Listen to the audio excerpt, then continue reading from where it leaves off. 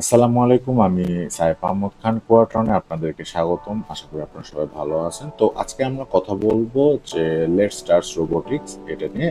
এটা বেসিক্যালি হচ্ছে যারা একদম বিগিনার রোবোটিক্স নিয়ে আগে কখনো কাজ করেনি কিন্তু কাজ করতে ইচ্ছুক তাদের জন্য। তো চলুন শুরু করা যাক।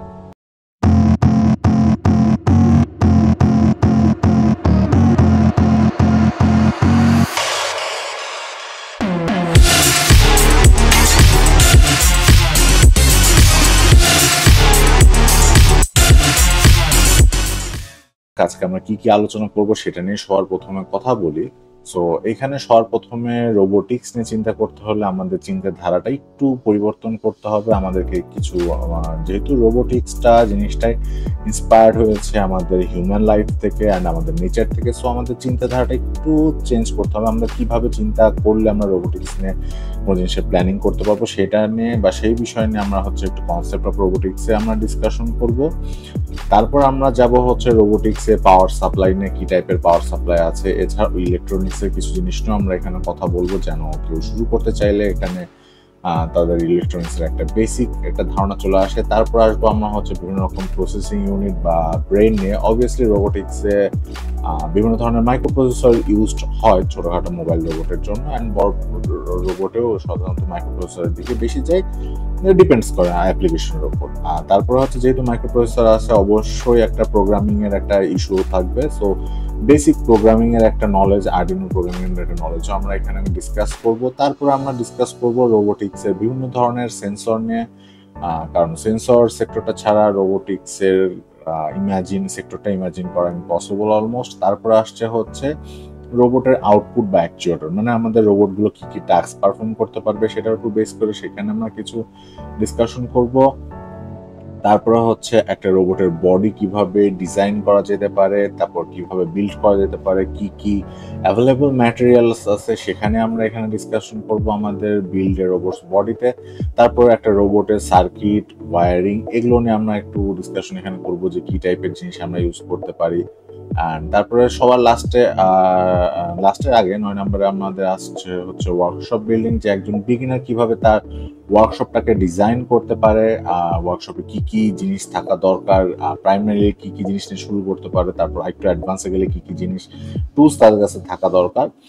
সো সেটা নিয়ে আমরা এখানে কথা বলবো। আর সবার শেষে হচ্ছে আমরা কথা বলবো যে বাংলাদেশের রোবোটিক্সের পার্টসগুলো আমরা কোথায় পেতে পারি বা কিভাবে আমরা জিনিসগুলো কালেক্ট করতে পারি, কোথায় কোথায় কি কি পাওয়া যায়, কম দামে ভালো প্রোডাক্ট কোথায় পাওয়া যায়, সেগুলো নিয়েও কিছু আমরা ডিসকাশন করব। তো সবার প্রথমে আমরা শুরু করি। শুরু করার আগে আরেকটা জিনিস নিয়ে কথা বলি যে আমাদের পুরাতনের এই ভিডিওটা আপনারা হচ্ছে ইউটিউব, লিঙ্কডইন, ফেসবুক এবং ডিসকর্ড এই চারটা প্ল্যাটফর্মে পেয়ে যাবেন। তাছাড়া আমাদের ওয়েবসাইট ভিজিট করে আপনারা এটা পেয়ে যেতে পারেন। আর তারপর হচ্ছে আমাদের বাংলাদেশের যারা এআই অ্যান্ড রোবোটিক্স নিয়ে কাজ করছে তাদের একটা কমিউনিটি আমরা এখানে ডেভেলপ করার চেষ্টা করছি, যে আপনারা যারা এআই রোবোটিক্স নিয়ে কাজ করেন বা দুটো মার্চ করে কোনো প্রজেক্ট নিয়ে কাজ করতে পারেন, আপনারা এখানে এসে বিভিন্ন ধরনের আপনাদের প্রবলেমগুলো শেয়ার করতে পারেন, সলিউশন শেয়ার করতে পারেন, প্রজেক্ট শেয়ার করতে পারেন। সবাইকে হচ্ছে আমাদের এই কমিউনিটিতে জয়েন করার জন্য রিকোয়েস্ট করি। তো শুরু করি। সবার প্রথমে আসবে হচ্ছে কনসেপ্ট অফ রোবোটিক্স। আমরা যখন একটা রোবট নিয়ে চিন্তা করবো, আমরা একটা রোবট ডেভেলপ করার চিন্তা করবো, সবার প্রথমে আমাদেরকে কি চিন্তা করতে হবে যে সবচেয়ে ইজি যদি আমরা একটা জিনিস নিয়ে কথা বলি, তো সবার আগে আমরা আমাদের হিউম্যান বডি নিয়ে চিন্তা করতে পারি। তো সেজন্য আমরা একটা হিউম্যান বডির অ্যানাটমি নিয়ে চিন্তা করি। তা আমাদের বডিতে বেসিক্যালি কি টাস্কটা হয়, আমাদের বডিতে বেসিক্যালি আমরা হচ্ছে আমাদের ব্রেইন মোস্টলি আমাদের ফুল বডিটাকে কন্ট্রোল করে। সো বডিটাকে কন্ট্রোল করার জন্য ব্রেইনের অবশ্যই কিছু ইনফরমেশন দরকার। সেই ইনফরমেশনগুলো ব্রেইন হচ্ছে আমাদের এই সেন্সর থেকে কালেক্ট করে। যেমন আমাদের টাচ আছে, আমাদের গায়ে কোনো মশা বসলে আমরা বুঝতে পারি, আমরা চোখ দিয়ে দেখি, আমরা নাক দিয়ে কোনো স্মেল নেওয়ার চেষ্টা করি, কান দিয়ে শুনি, অ্যান্ড মুখ দিয়ে আমরা অবভিয়াসলি টেস্ট ফিল করতে পারি বা টেস্ট বুঝতে পারি। সো এই পাঁচটা আমরা বলতে পারেন যে এই পাঁচটা হচ্ছে আমাদের সেন্সর।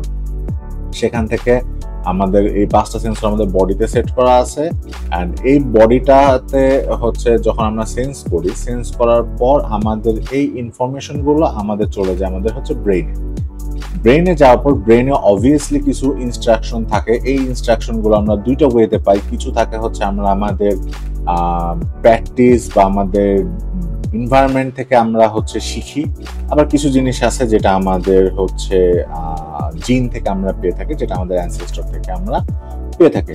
যেমন হচ্ছে স্পাইডার তার ওয়েব বা তার জাল বোনা, সেটা হচ্ছে তাকে কেউ শেখায় না, সে হচ্ছে জিনিসটা তার জিনগত থেকে সে জিনিসটা বুঝতে পারে।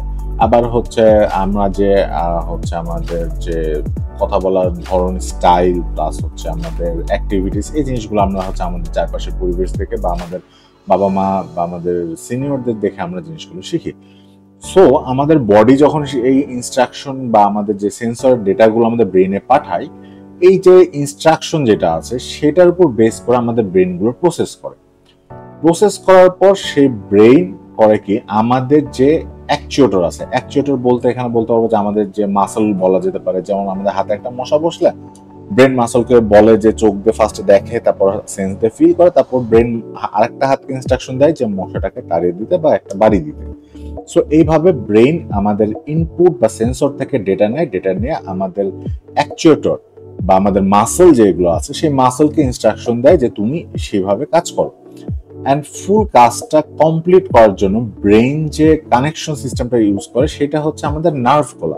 আমাদের পুরো বডিতে হাজার হাজার নার্ভ আছে, যে নার্ভগুলো হচ্ছে এখানকার হচ্ছে এই সেন্সরের সাথে ব্রেনের সাথে বডির সাথে মাসল, এই জিনিসগুলো হচ্ছে মেনটেন করে। সো এই নার্ভটাকে আমরা বলতে পারি হচ্ছে কানেকশন রূপে দেখতে পারি। অ্যান্ড এই ফুল প্রসেসটার জন্য আমাদের দরকার পাওয়ার। এই পাওয়ারটা আমরা পাই ফুড থেকে বা খাবার থেকে। কারণ খাবার যদি আমাদের শরীরে শর্ট করে তখনই আমরা দেখা যাচ্ছে চোখে দেখতে পাচ্ছি না, মাথা ঘুরছে, মাসল কাজ করতেছে না, বিভিন্ন ধরনের প্রবলেম দরকার পড়ে। সো আমাদের আরেকটা ক্রুশিয়াল জিনিস হচ্ছে সেটা হচ্ছে ফুড।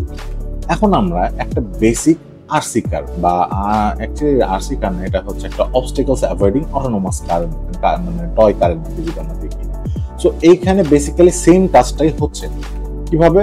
যে এইখানে হচ্ছে আমাদের একটা হচ্ছে আল্ট্রাসনিক সেন্সর দেওয়া আছে, যে সেন্সরটা এই যেখানে আমাদের সেট করা, এই সেন্সর দিয়ে সে তার চারিপাশে এনভায়রনমেন্টটা দেখছে যে সামনে কোনো অবজেক্ট আছে কিনা বা কোনো ওয়াল আছে কিনা। তারপর কি সে এই সেন্সটা এই যে ওয়্যার অর কানেকশন দিয়ে সে করছে কি তার মাইক্রোপ্রসেসরে পাঠাচ্ছে। এখানে যদি আমরা মাইক্রোপ্রসেসরটা দেখি, এই যে এখানে আমাদের হচ্ছে একটা মাইক্রোপ্রসেসর আছে। মাইক্রোপ্রসেসরটা হচ্ছে মাইক্রো কন্ট্রোলার, অ্যাকচুয়ালি মাইক্রো কন্ট্রোলারটা আছে। মাইক্রো কন্ট্রোলারটা এখানে আরডিনো উনো বা বিভিন্ন ধরনের মাইক্রো কন্ট্রোলার ইউজ করা যেতে পারে। সেই মাইক্রো কন্ট্রোলার করছে কি এই সেন্সরটার উপর বেস করে সে হচ্ছে একটা ডিসিশন নিচ্ছে সামনে যাওয়া যাবে কিনা। যদি সামনে যাওয়া যায় তখন করছে কি এই মাইক্রো কন্ট্রোলারটা এই যে চারটা হুইল আছে যেটাকে আমরা আউটপুট বলি বা আমাদের মাসল যে কাজটা করে, সেই হুইলে ইনস্ট্রাকশন দিচ্ছে যে সামনে অবস্টেকলস নাই, তুমি সামনে যেতে পারো। আবার যদি সামনে অবস্টেকলস থাকে তাহলে তুমি এখানে থামো, right turn now, left turn now. এই জিনিসটা মাইক্রো কন্ট্রোলারটা এখানে দিচ্ছে। অ্যান্ড সামনে ওয়াল থাকলে সেটা ডানে যাবে না বামে যাবে, এই জিনিসটা ইনস্ট্রাকশন আকারে কোডের মধ্যে আমরা হচ্ছে মাইক্রোপ্রসেসরটার মধ্যে আমরা কোড করে দিই বা প্রোগ্রাম করে দিই।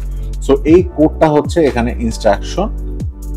আর অবভিয়াসলি ফুল জিনিসটা একটা বডির মধ্যে হচ্ছে বডি, অ্যান্ড পুরো জিনিসটা মানে কভার করার জন্য বা পুরো কাজটা পারফর্ম করার জন্য একটা অবভিয়াসলি এখানে একটা লিথিয়াম পলিমার ব্যাটারি বা বিভিন্ন ধরনের ব্যাটারি ইউজ করা হয়। যে এখানে আমরা দেখতে পাই একটা ব্যাটারি কেস আছে, এই ব্যাটারিটা হচ্ছে পাওয়ার সাপ্লাই দিচ্ছে। এই পাওয়ারটা না থাকলে এই কোনো টাস্কের একটা পসিবল।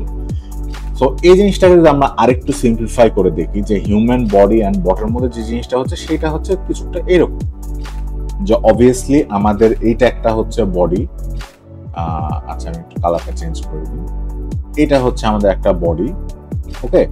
সো এই বডিতে কি হচ্ছে, আমাদের একটা পাওয়ার সোর্স থেকে বডিতে পাওয়ার যাচ্ছে, ওকে। পাওয়ার যাচ্ছে এন্ড পাওয়ারটা তারপর কি থাকছে, একটা ইনপুট থাকছে, ইনপুট থেকে ব্রেনে সিগন্যাল যাচ্ছে, ব্রেন সেই সিগন্যালটা ইনস্ট্রাকশনের উপর বেস করে প্রসেস করে একটা আউটপুট টাস্ক করতেছে। অ্যান্ড এই সব টাস্কগুলো যে মাঝখানে যে নার্ভ ছিল বা ওয়্যার ছিল সেটা এক ধরনের কানেকশন দিয়ে কানেক্ট করা আছে। সো বেসিক্যালি আমরা যদি একটা রোবোটিক্স নিয়ে চিন্তা করতে যাই তাহলে আমরা এই জিনিসটাই দেখতে পাবো। অ্যান্ড একটা হিউম্যান বডির ফাংশনটাও একটু কমপ্লিকেটেড, বাট সিম্পলিফাই করলে এই বেসিক জিনিসটাই আসে। তো এখন আমরা কিছু বিভিন্ন ধরনের রোবোটিক্স অ্যাপ্লিকেশন একটু দেখি, যেন আপনাদের আপনার কোন সেক্টর নিয়ে কাজ করতে পারেন সেটা নিয়ে আপনার কিছু আইডিয়া পান। সবার ফার্স্ট আমরা আসি মোবিলিটি অ্যান্ড স্ট্রাকচারের উপর বেস করে রোবোটিক্সটা কি কি ধরনের হয়ে থাকে।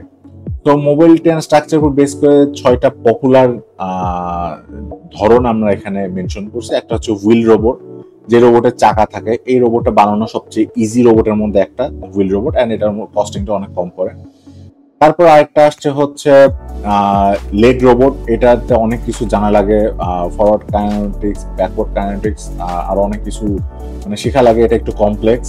তারপর একটা আছে হিউম্যানয়েড রোবট, যেমন আমরা সোফিয়াকে দেখেছিলাম, সোফিয়া একটা হিউম্যানয়েড রোবট। সো এটা একটা হচ্ছে ধরন। আরেকটা আছে এরিয়াল রোবট। এখন আপনারা অনেকেই প্রায় বিভিন্ন ধরনের ড্রোন দেখেছেন।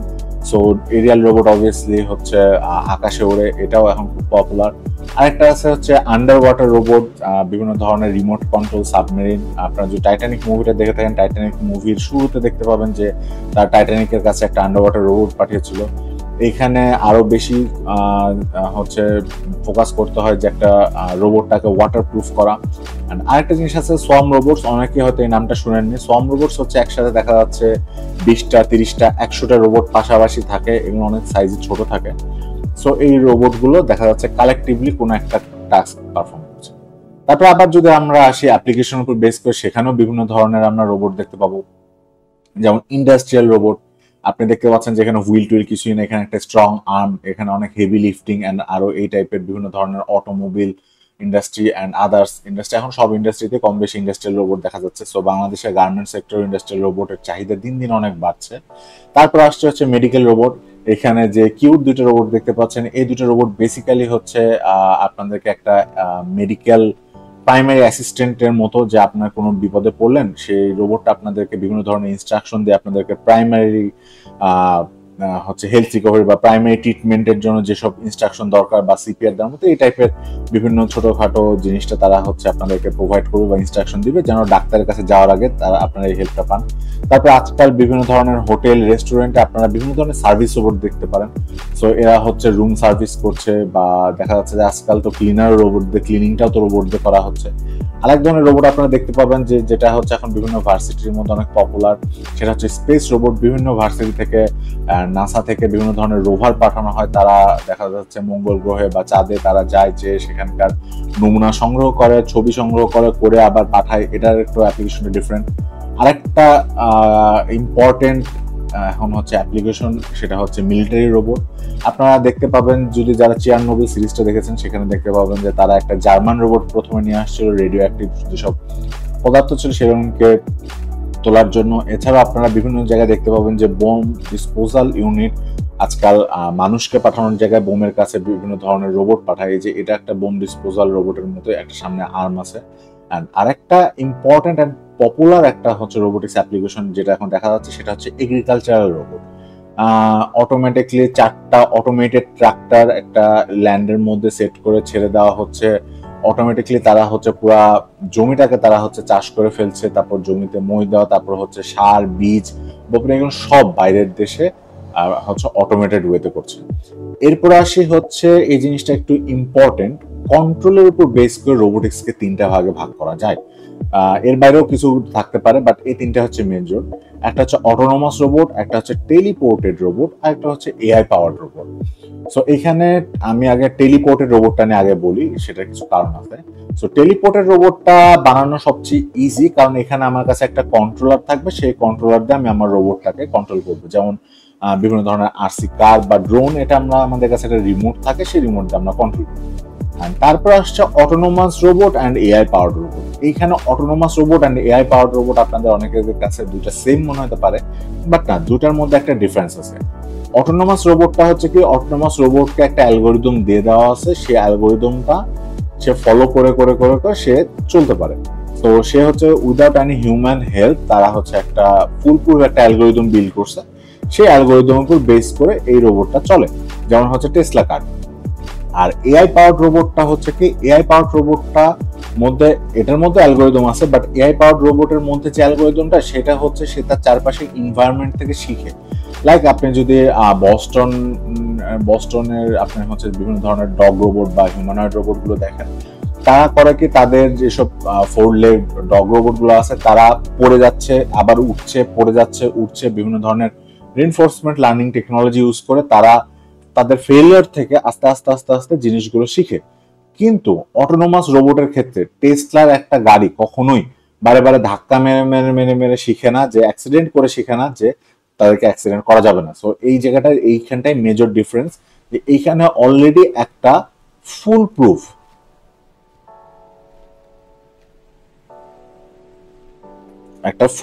একটা টেকনোলজি অ্যালগোরিদম এখানে অলরেডি বিল্ট ইন করে দেওয়া আছে, যেন এটা কোনো প্রকার মিস্টেক না হয়। আর এইখানে হচ্ছে কি একটা রিইনফোর্সমেন্ট লার্নিং বা এই টাইপের একটা অ্যালগোরিদম আছে, যেটার কাজই হচ্ছে এর ভুল থেকে শিখবে। এখানে অবভিয়াসলি প্রচুর মিলিয়নস টাইম দেখা যাচ্ছে মিস্টেক করতেছে, 1000 টাইমস মিস্টেক করতেছে। সেই মিস্টেক থেকে আস্তে আস্তে আস্তে আস্তে আস্তে আস্তে আস্তে আস্তে আস্তে দেখা যাচ্ছে সে তার পারফরমেন্সটাকে ইনক্রিজ করতেছে। ওকে, সো এটাই হচ্ছে বেসিক্যালি হচ্ছে ক্যাটাগরি ছিল, বিভিন্ন ধরনের ক্যাটাগরি। সো এখন আমরা আর ক্যাটাগরি নিয়ে কথা বলবো না, এখন আমরা কথা বলবো হচ্ছে পাওয়ার সাপ্লাই একটা রোবট নিয়ে। আমি জানি ভিডিওটা অনেক বেশি লেন্দি হচ্ছে, কারণ যারা বিগিনার তাদেরকে একদম সবকিছু আমি এক্সপ্লেন করতে চাই, তো সেই কারণে আমার ভিডিওটা অনেক একটু বড় হবে। সো শুরু করি বেসিক ইলেকট্রনিক্স থেকে। যে আমাদের যে কারেন্ট ফ্লো বা যেটা দেখি সেটা হচ্ছে কি আমাদের ইলেকট্রন হয় কি, ইলেকট্রন আমাদের নেগেটিভ, ইলেকট্রন অবভিয়াসলি একটা হচ্ছে নেগেটিভ চার্জ। এই ইলেকট্রনটা আমাদের নেগেটিভ সাইড থেকে, কারণ আমরা জানি হচ্ছে আমাদের যে প্রোটন থাকে, আমাদের এর মধ্যে কি থাকে, আমাদের একটা হচ্ছে মলিকুলের মধ্যে বা একটা পরমাণুর মধ্যে হচ্ছে একটা থাকে হচ্ছে ইলেকট্রন যেটা নেগেটিভ চার্জ, একটা থাকে হচ্ছে একটা প্রোটন যেটা হচ্ছে পজিটিভ চার্জ, আর আরেকটা থাকে হচ্ছে নিউট্রনটা হচ্ছে নিউট্রাল, এটা হচ্ছে না প্লাস না মাইনাস। তো বেসিক্যালি আমাদের প্রোটনটা অনেক হেভি থাকে আর সেন্টারে থাকে, ওই কারণে প্রোটনটা কখনো মুভমেন্ট করতে পারে না। মুভমেন্ট যেটা করে সেটা হচ্ছে আমাদের ইলেকট্রনটা। তো একটা পাওয়ার সাপ্লাই, একটা ডিসি পাওয়ার সাপ্লাইয়ের নেগেটিভ প্রান্ত থেকে পুরো ওয়্যার ঘুরে যেটা ইলেকট্রন যেটা আছে, ইলেকট্রনটা প্রবাহিত হয় পজিটিভ সেক্টরে, যেটা ফিল করায় যে পজিটিভ পাওয়ারটা এই পজিটিভ থেকে নেগেটিভের দিকে যাচ্ছে, বাট অ্যাকচুয়ালি বেসিক্যালি জিনিসটা উল্টা হয়। সো এই জিনিসটা যখন একটা রেজিস্ট্যান্সের মধ্যে দিয়ে যায়, যেমন রেজিস্ট্যান্সটা বিভিন্ন ধরনের লাইট বাল্ব হতে পারে, বিভিন্ন ধরনের মেশিনের মধ্যে যেতে যায়, তখন হচ্ছে আমরা একটা সার্কিট ফুল হয়। তো বেসিক্যালি হচ্ছে একটা ইলেকট্রনের ফ্লোটাই হচ্ছে কোনো কন্ডাক্টর, এখানে হচ্ছে রেজিস্টার বা কন্ডাক্টরে, বেসিক্যালি এখানে এই এলইডিটা একটা কন্ডাক্টরের কাজ করতেছে, অ্যান্ড এই ইলেকট্রিসিটিটা ফ্লো হচ্ছে, এটাই হচ্ছে ইলেকট্রিসিটি। সো এখন ইলেকট্রিসিটিকে যদি আমরা দেখতে চাই আরো ডিটেলসে, ইলেকট্রিসিটির দুইটা মোট ভাগ থাকে। একটা হচ্ছে অল্টারনেটিং ইলেকট্রিসিটি না, অ্যাকচুয়ালি কারেন্টের দুইটা ভাগ থাকে, একটা হচ্ছে অল্টারনেটিং কারেন্ট, একটা হচ্ছে ডিরেক্ট কারেন্ট। সো অল্টারনেটিং কারেন্টটা কি হয়, অল্টারনেটিং কারেন্টটা হচ্ছে তার দিকটা, তার ওয়েটা বারে বারে চেঞ্জ করে। কিভাবে চেঞ্জ করে, যেমন এটা একটা যদি সার্কিট ধরি, এই ফার্স্টে একবার সে হচ্ছে এই দিকে রোটেশন হবে, মানে হচ্ছে এইরকম পজিটিভ এইভাবে একটা রোটেশন যাবে, তারপর ঠিক তার পরের মোমেন্টে তার রোটেশনটা আবার চেঞ্জ হয়ে রোটেশনটা ঠিক এইভাবে উল্টা একটা রোটেশন হবে। সো দুই দিকেই এই অল্টারনেটিং কারেন্টটা বারে বারে চেঞ্জ করছে, তার ডিরেকশনটা চেঞ্জ করে। সো এটা হচ্ছে একটা অল্টারনেটিং কারেন্ট, এটাকে এসি বলা হয়। বাট ডিসিতে হয় কি, ডিসিতে বা ডিসি ব্যাটারি, সাধারণত ব্যাটারি পাওয়ার গুলো ডিসি হয়, ডিসি ডাইরেক্ট, ডিসি তার হচ্ছে ডাইরেকশন কখনোই চেঞ্জ করে না, ডিসি তার হচ্ছে ডাইরেকশনটা সবসময় এক সাইডে থাকে, এটাকে আমরা ডাইরেক্ট কারেন্ট বলি। সো এটাই হচ্ছে দুই ধরনের কারেন্ট। আর রোবোটিক্স আমরা কাজ করতে গেলে মোস্ট অফ দ্য কেস আমাদের হচ্ছে ডিসি কারেন্টটাতে বেশি ফোকাস করা লাগে, এসি কারেন্টটা খুব বেশি চায় না। সো এসি কারেন্টের আমরা একটু ডিটেলস দেখি এখানে। এটা হচ্ছে একটা অ্যামপ্লিটিউড বা মাত্রা বোঝায় এটাকে বলা হচ্ছে সাইকেল। সো এখানে আমরা দেখতে পাচ্ছি যে অ্যামপ্লিটিউডটা একবার হচ্ছে পজিটিভ দিকে মুভমেন্ট করতেছে, আবার হচ্ছে সেটা নেগেটিভ দিকে মুভমেন্ট করতেছে, অ্যান্ড একটা পজিটিভ মুভমেন্ট একটা নেগেটিভ মুভমেন্টের যতটুকু টাইম লাগে সেটাকে একটা সাইকেল বলে। এইভাবেই হচ্ছে অল্টারনেটিভ কারেন্টটা চলে। আমরা আমাদের হচ্ছে বাসা বাড়ির যতগুলো জিনিস দেখি সব অল্টারনেটিভ কারেন্ট দিয়ে চলে। বাট আমরা যদি সেম গ্রাফটাই যদি একটা ডিসি কারেন্টের ক্ষেত্রে দেখি, ডিসি কারেন্টের ক্ষেত্রে একটা জিনিস থাকে হচ্ছে ভোল্টেজ, অ্যান্ড একটা হচ্ছে থাকে লিমিট। তো ডিসি কারেন্টের কোনো ডাইরেকশন চেঞ্জ নাই, যেমন এসি কারেন্টে আমরা দেখছিলাম যে একবার হচ্ছে পজিটিভের দিকে যাচ্ছে, একবার নেগেটিভের দিকে যাচ্ছে, এটা হচ্ছে একবার সোজা যাচ্ছে, একবার উল্টা যাচ্ছে। কিন্তু এসি কারেন্টের জাস্ট একটাই থাকে পজিটিভের দিকে, সেটা হচ্ছে ভোল্টেজ, অ্যান্ড সে অনুযায়ী সেটা হচ্ছে টাইমের সাথে যেতে থাকে। হ্যাঁ, ভোল্টেজটা কমতে কমতে কমতে কমতে নিচে নামতে পারে, বাট কখনো বিলো জিরো বা জিরোর নিচে কখনো ভোল্টেজ ডিসি কারেন্টের ক্ষেত্রে যাবে না, বাট এসি কারেন্টের ক্ষেত্রে সেটা যেতে পারে। সো তারপরে হচ্ছে আমরা এখন যেহেতু ভোল্টেজ কনসেপ্টটা আসলো, সো হোয়াট ইজ ভোল্টেজ? তো ভোল্টেজ নিয়ে আমরা একটু ডিসকাশন করি। বেসিক্যালি হচ্ছে আমরা যদি একটা পানির ট্যাঙ্কির সাথে কম্পেয়ার করি, ভোল্টেজ হচ্ছে বলতে পারেন হচ্ছে একটা পানির ট্যাঙ্কির মধ্যে কিছু পানি রাখা আছে। সো এইখানে ধরে নিই আমাদের একটা ট্যাপ আছে, ট্যাপ বা একটা কল আছে। সো এইখানে যে আমাদের যে পানির যে প্রেসারটা, সেটা হচ্ছে আমাদের ভোল্টেজ। তো এই ট্যাঙ্কিটা যত বেশি ফুল থাকবে, ট্যাঙ্কিটা আমরা বলতে পারি যে একটা হচ্ছে ব্যাটারি, ব্যাটারি। এই ট্যাঙ্কিটা বা ব্যাটারিটা যত বেশি ফুল থাকবে, আমাদের ভোল্টেজটা তত বেশি হাই থাকবে, তত বেশি প্রেসার থাকবে। ডাজন্ট ম্যাটার এখানে কারেন্ট থাকুক না থাকুক, কারেন্টের তো এখানে দরকার নেই, বাট এখানে হচ্ছে আপনাদের প্রেসারটা অনেক বেশি হাই থাকছে। সো এই প্রেসারটাই হচ্ছে বেসিক্যালি ভোল্টেজ। আর এই ভোল্টেজ ক্যালকুলেশনের একটা ওয়ে হইতেছে, একটা সূত্র হইতেছে V = I × R। এখানে আইটা হচ্ছে কারেন্ট আর আর হচ্ছে রেজিস্ট্যান্স। সো এখানে যেহেতু আরেকটা কনসেপ্ট আসছে কারেন্ট, এখন কারেন্ট জিনিসটা বুঝি। সো কারেন্ট হচ্ছে ওয়াটার ফ্লোটা। যখন আমরা ট্যাপটা খুলে দেব, ট্যাপটা খুলে দেওয়ার পর ট্যাপ দিয়ে যে পরিমাণ পানিটা প্রবাহিত হচ্ছে সেটাই হচ্ছে কারেন্ট। এইখানে ভোল্টেজ অনেক বেশি হাই হলে পানির স্পিড অনেক বেশি হবে, অনেক বেশি পানি ফ্লো হবে। সো আমাদের অনেক বেশি কারেন্ট থাকবে। আবার ভোল্টেজ যখন কমে যাবে বা পানির প্রেসারটা যখন কমে যাবে, পানির ফ্লোটা আস্তে আস্তে হয়ে যাবে, তখন কারেন্ট ফ্লোটাও অনেক আস্তে আস্তে চলে যাবে। সো যে আগের যে আমরা যে ফর্মুলাটা দেখেছিলাম, সেই ফর্মুলাটা থেকে এখানে আসছে। এখানে হচ্ছে ভোল্টেজকে রেজিস্ট্যান্স দিয়ে আমরা হচ্ছে কারেন্ট ফ্লোটাকে আমরা কন্ট্রোল করতে পারি। এন্ড এখানে যেহেতু রেজিস্ট্যান্সের, এবার রেজিস্ট্যান্সটা আমরা একটু কথা বলি। রেজিস্ট্যান্সটা হচ্ছে পাইপের মধ্যে ব্লকেজ। আমরা যদি একটা ভোল্টেজ, আমরা অনেকে গার্ডেন পাইপে মানে বাগানে পানি দিয়ে দেখি, তো আমরা অনেক টাইম করি কি, পানির ফোর্সটা বাড়ানোর জন্য গার্ডেন পাইপের মুখে একটু আঙ্গুল দিয়ে একটু প্রেসারাইজ করি, তাহলে হয় কি পানির ফোর্সটা একটু বেশি হয়, অনেক দূরে পানিটা যায়। ঠিক এইভাবে ওই প্রেসার যেটা আমরা অ্যাপ্লাই করছি সেটা হচ্ছে একটা রেজিস্ট্যান্স। তো যখনই আমরা একটা রেজিস্ট্যান্স অ্যাপ্লাই করব, সাথে সাথে আমাদের ভোল্টেজ বেড়ে যাবে, কিন্তু আমাদের হচ্ছে ফ্লোটা কমে যাবে, কারেন্টটা কমে যাবে। এই যে এটা রেজিস্ট্যান্সটা আমরা এখানে দেখতে পাচ্ছি, যে রেজিস্ট্যান্সের সাথে আমাদের ভোল্টেজটা হচ্ছে প্রপোর্শনাল আকারে আছে, বা আমরা যেটাকে বলি হচ্ছে সমানুপাতিক হারে। আবার রেজিস্ট্যান্সের সাথে আমাদের যে কারেন্ট আছে সেটা আছে হচ্ছে ব্যস্তানুপাতিক হারে।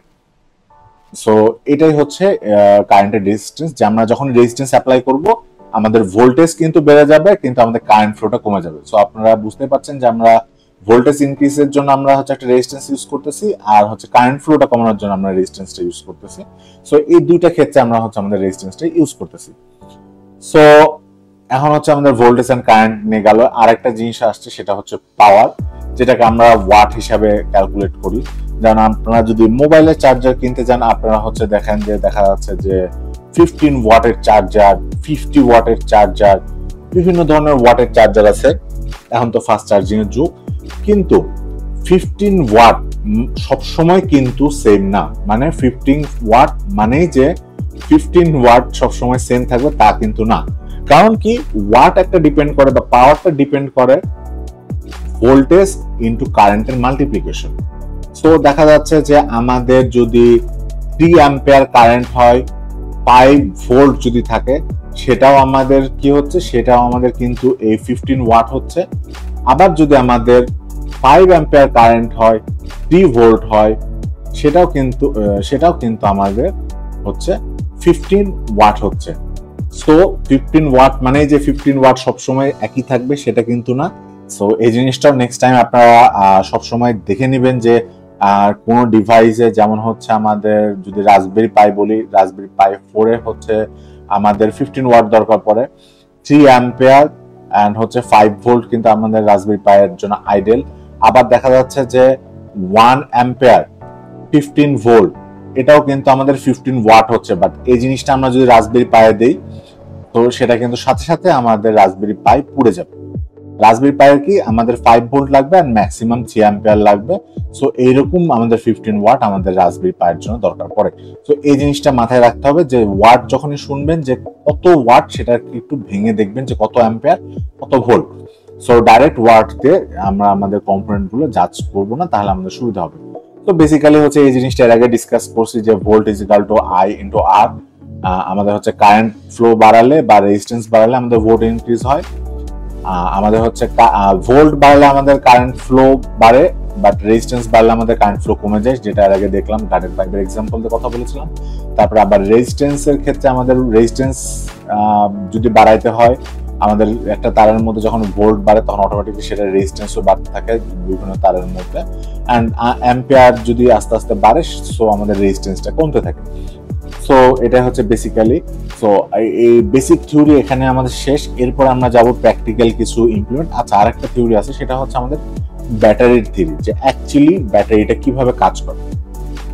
সো ব্যাটারি যত ধরনের আপনারা বিভিন্ন ব্যাটারি দেখেন, যে লিথিয়াম পলিমার ব্যাটারি বা নর্মাল যেসব ব্যাটারি, যত ব্যাটারি থাকে, রিচার্জেবল হোক বা নন রিচার্জেবল হোক, সব কটার ব্যাটারির একটাই মানে স্ট্রাকচার, একটা ইলেকট্রোলাইট থাকবে, সেটা হচ্ছে এক ধরনের তরল পদার্থ বা মানে একটা একটু ঘন তরল পদার্থ হতে পারে। সেই ইলেকট্রোলাইটের মধ্যে বিভিন্ন ধরনের অ্যানোড থাকবে, একটা অ্যানোড থাকবে, একটা ক্যাথোড থাকবে। এই ইলেকট্রোলাইটের মধ্যে অ্যানোড এন্ড ক্যাথোড হচ্ছে বিভিন্ন ধরনের পোলারিটি সৃষ্টি করবে। সো এই নেগেটিভ ক্যাথোড থেকে ক্রিয়েট নেগেটিভ জিনিসটা হচ্ছে চেঞ্জ হয়ে আর হচ্ছে মানে নেগেটিভ ইলেকট্রন, সেটা হচ্ছে একটা সার্কিটের থ্রুতে পজিটিভ ইলেকট্রন আসবে। এটাই হচ্ছে একটা বেসিক ব্যাটারির স্ট্রাকচার। সো এই জিনিসটা অতটা মানে জিনিসটা জেনে রাখা ভালো। এই ইলেকট্রোলাইট অ্যানোড ক্যাথোডের ডিফারেন্সের উপর ডিপেন্ড করে, স্ট্রাকচারের উপর ডিপেন্ড করে বিভিন্ন ধরনের ব্যাটারি থাকে। সো সেটা নিয়ে এখন আমরা একটু ডিসকাস করব। অ্যান্ড বেসিক্যালি ব্যাটারিকে দুইটা ভাগে ভাগ করা যায়। একটা হচ্ছে প্রাইমারি ব্যাটারি থাকে, যেটা হচ্ছে বেসিক্যালি নন রিচার্জেবল থাকে, যেমন আমাদের ডবল এ ট্রিপল এ ব্যাটারিগুলো রিমোটে বা ঘড়িতে যেটা আমরা ব্যবহার করি। এন্ড আরেকটা থাকে হচ্ছে সেকেন্ডারি ব্যাটারি, যেটা হচ্ছে রিচার্জেবল। সো বেসিক্যালি রোবোটিক্সে আমরা এই সেকেন্ডারি ব্যাটারি নিয়ে কথা বলবো, কারণ আমাদের যে জিনিসটা বানাবো সেটা অবভিয়াসলি রিচার্জেবল হতে হবে। আমাদের মোবাইলের ব্যাটারি হচ্ছে কিছুটা সেকেন্ডারি ব্যাটারি বা রিচার্জেবল ব্যাটারি, সেটা নিয়ে কি ব্যাটারি ইউজ করি সেটা নিয়ে আমরা পরে আসবো। সো সবার আগে আমরা হচ্ছে প্রাইমারি ব্যাটারিটা একটু দেখি।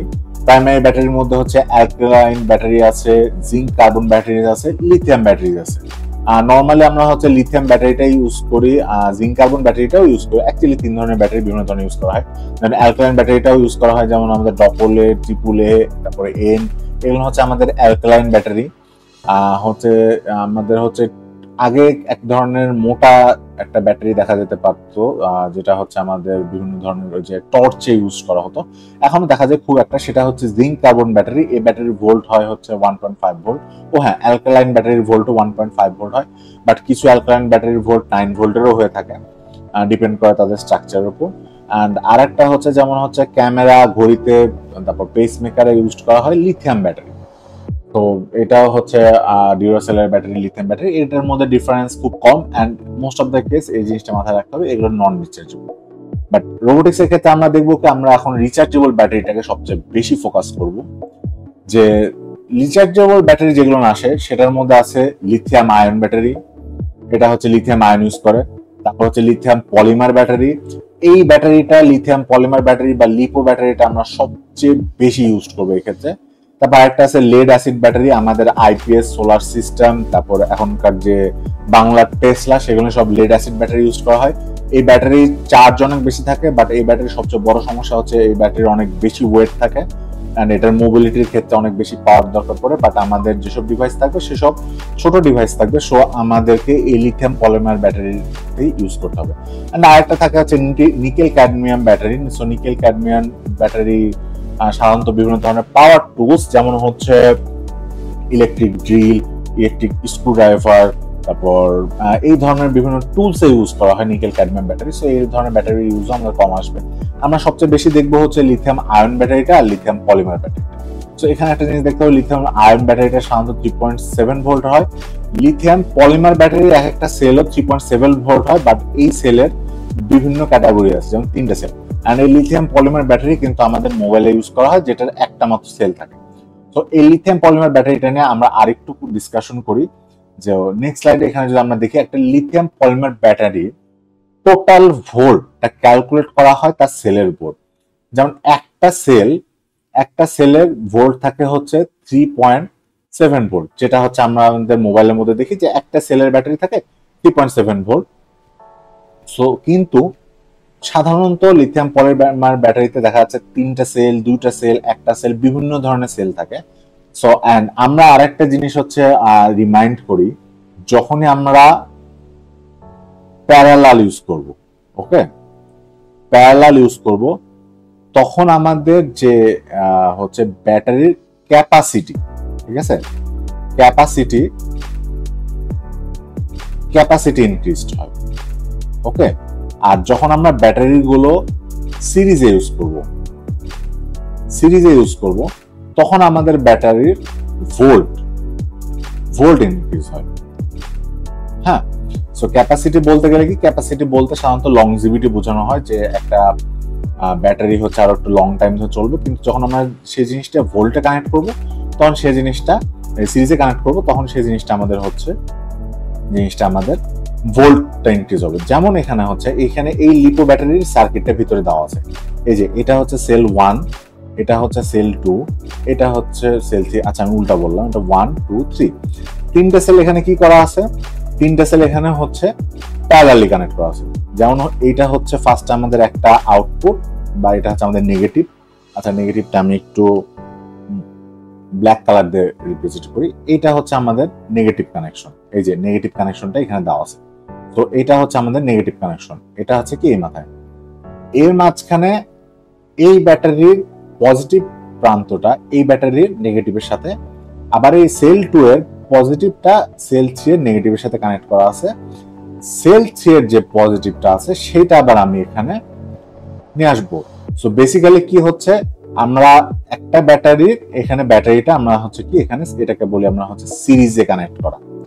সো হচ্ছে কি আমাদের এই তিনটা ব্যাটারির পার সেলের ভোল্ট হচ্ছে 3.7, সো 3.7 প্লাস 3.7 প্লাস 3.7, এই তিনটা 3.7 এর যে ভোল্ট থাকবে 11.1 ভোল্ট আমরা এখানে এই লিপো ব্যাটারিটা থেকে পাবো।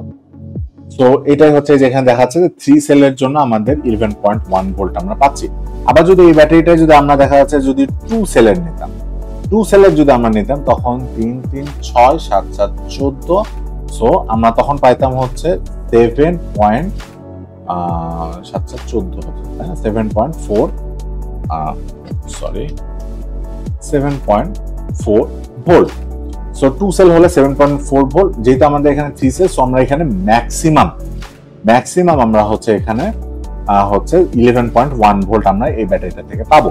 এন্ড এইখানেও আবার একটা মজার জিনিস আছে, মজার ব্যাপারটা হচ্ছে কি, এই যে ব্যাটারিটার এরকম কিছু কানেকশন থাকে, যেমন আমি যদি এই দুটা যদি আমি কানেকশন করি তাহলে আমি এখানে পাবো 3.7 ভোল্ট। আবার আমি আরেকটা কালার ইউজ করি, আবার আমি যদি দেখা যাচ্ছে এই পয়েন্টটা আর হচ্ছে এই পয়েন্টটা যদি আমি ইউজ করি, কারণ এখানে আমরা দেখতে পাবো যে আমরা এখানে দুইটা ব্যাটারি, তাহলে আমরা পাচ্ছি হচ্ছে 7 পয়েন্ট, এখানে তখন আমরা দুইটা সেলের অ্যাক্সেস পাচ্ছি, দুইটা সেল আমরা সিরিজে পাচ্ছি, তো আমরা 7.4 ভোল্ট পাবো। এন্ড আমরা যদি এই যে এইটা মানে এই যে এই কানেকশনটা এখানে এই কানেকশন সেলের কানেকশন গুলো দেখলে আপনারা বুঝতে পারবেন জিনিসটা আইনে অনেক বেশি কমপ্লিকেটেড মনে হচ্ছে, বাট জিনিসটা অতটা কমপ্লিকেটেড না। এই যে পিঙ্ক দুই টার্মিনালটা যদি আমরা কানেক্ট করি তখন আমরা হচ্ছে ফুল 11.1 ভোল্টে আমরা পাবো। এই যে বেসিক্যালি আপনারা হচ্ছে এই সার্কিটটা দেখলে বুঝতে পারবেন যে এইখানে যদি আমরা খালি এই দুইটা পিন চিন্তা করি তখন হচ্ছে আমরা খালি দুইটা সেল সিরিজে পাচ্ছি, মানে একটা সেল সিরিজে পাচ্ছি, এটা হচ্ছে এটা নেগেটিভ, এটা রিয়েল, অনলি 3.7 ভোল্টটা পাচ্ছি।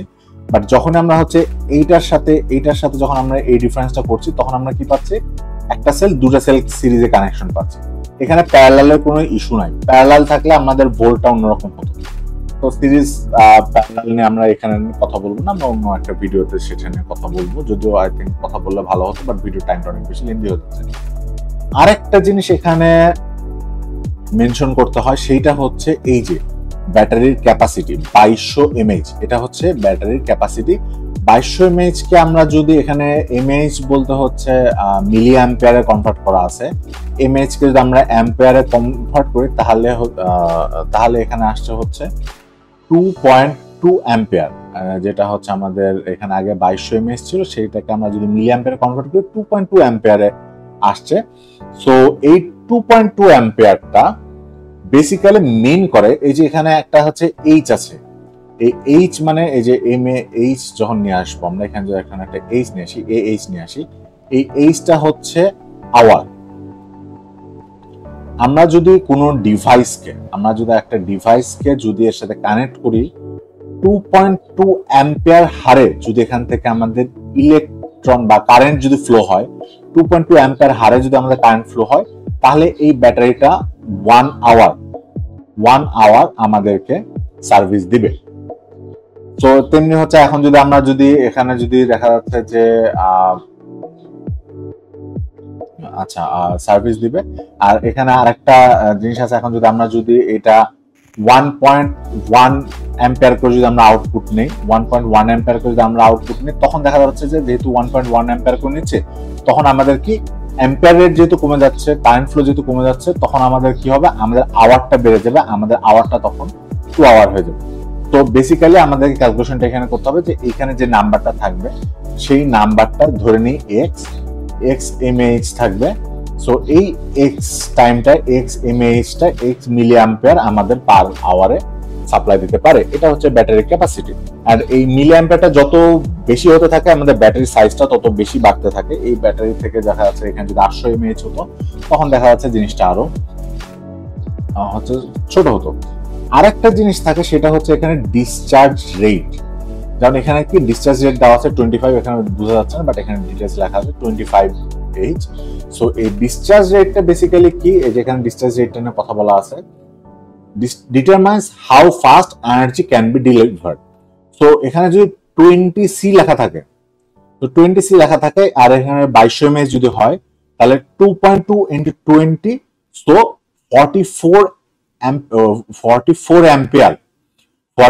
Ampere energy at a time সে হচ্ছে পার মিলি সেকেন্ড 44 অ্যাম্পিয়ার সে হচ্ছে ব্যাটারিটা ডিসচার্জ দিতে মানে কেপাবল।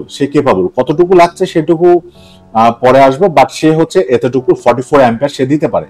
নর্মালি 25 ডিসচার্জ রেট খুব কম থাকে। আমাদের বাংলাদেশে যেসব লিথিয়াম পলিমার ব্যাটারি থাকে সেগুলো সাধারণত দেখা যায় যে ডিসচার্জ রেট থাকে 5 or 8 এরকম একটা হচ্ছে সি দিয়ে ডিসচার্জ রেট এখানে লেখা থাকে।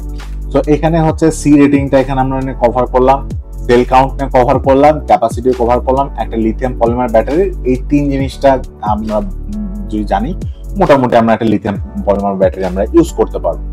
তারপর আসি হচ্ছে যেহেতু আমরা লিথিয়াম পলিমার ব্যাটারি ইউজ করবো সো ব্যাটারি চার্জারের একটা ব্যাপার থাকে, তাই আমি চার্জারটা মেনশন করে দিয়েছি যে আমাদের হচ্ছে একটা আছে হচ্ছে কম্প্যাক্ট ব্যালেন্স চার্জার, এটার দাম 500 থেকে 600 কাছাকাছি আছে। তো এই চার্জারটা যারা বিগিনার তারা কিনে রাখতে পারি, এন্ড যারা হচ্ছে একটু অ্যাডভান্সে চলে যাব বা লং টাইম যখন প্ল্যান করছি তখন আমরা হচ্ছে এই IMAX B6 multi function lipo balance চার্জারটা কিনতে পারি। এটা আর অনেক বেশি ফাংশন থাকে।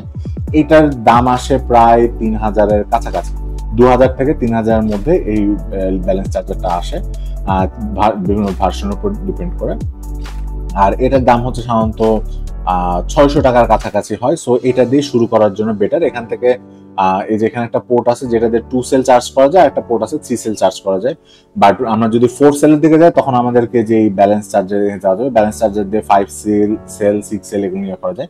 বাট বাংলাদেশে সবচেয়ে পপুলার যে লিপো ব্যাটারি আছে সেটা হচ্ছে 3 সেল, 2 সেল 1 সেল। এটা 1 সেল পাওয়া যায়, 2 সেলটা অনেক কম পাওয়া যায়, মোস্টলি 3 সেল লিপো ব্যাটারিটাই পাওয়া যায়।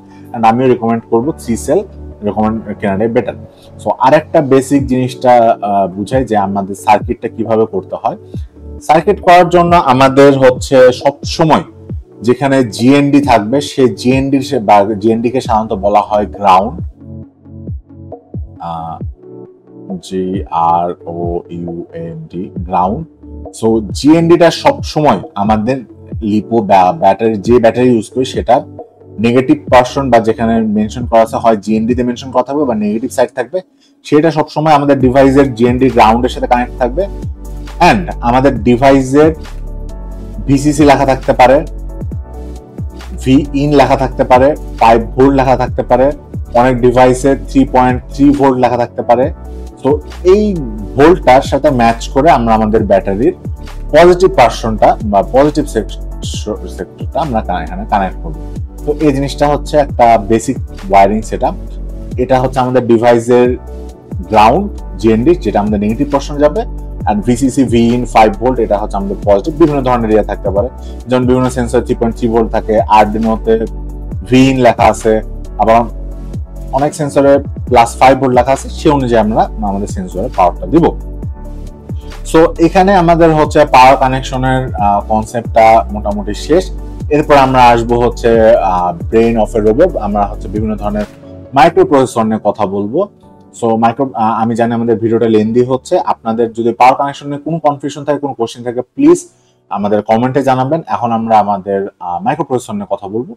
আমাদের মোবাইল রোবটে বা রোবোটিক্স এর মধ্যে সব যে কয়টা মাইক্রো প্রসেসর ইউজড হয় তার মধ্যে মোস্ট পপুলার 4টা হচ্ছে মাইক্রো প্রসেসর হচ্ছে, সেটা হচ্ছে Arduino nano, ESP32, Raspberry Pi, Jetson nano.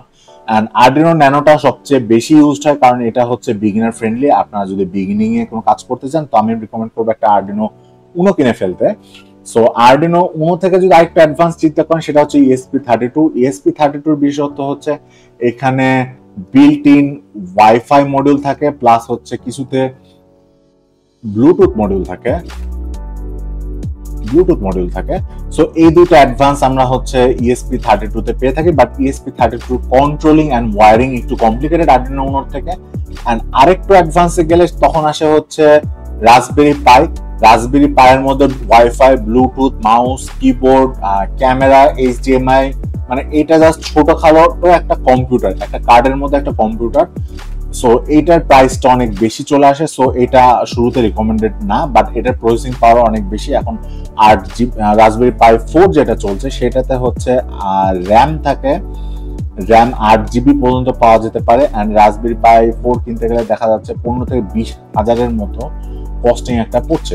তো শুরুতে এই জিনিসটা অনেক বেশি এক্সপেন্সিভ হয়ে যায়। অ্যান্ড রাসবেরি পাইয়ের প্রসেসিং পাওয়ার, যেহেতু camera, video feed processing and এই ধরনের প্রসেসিং গুলো থাকলে তখন আমাদের রাসবেরি পাই ইউজ করা দরকার পড়তে পারে।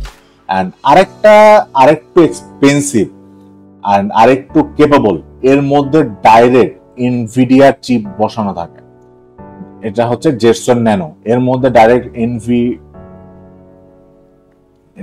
চিপ ডাইরেক্ট বসানো থাকে। এইটার প্রাইসই আসে প্রায় 30K এর আশেপাশে বা তার থেকেও বেশি।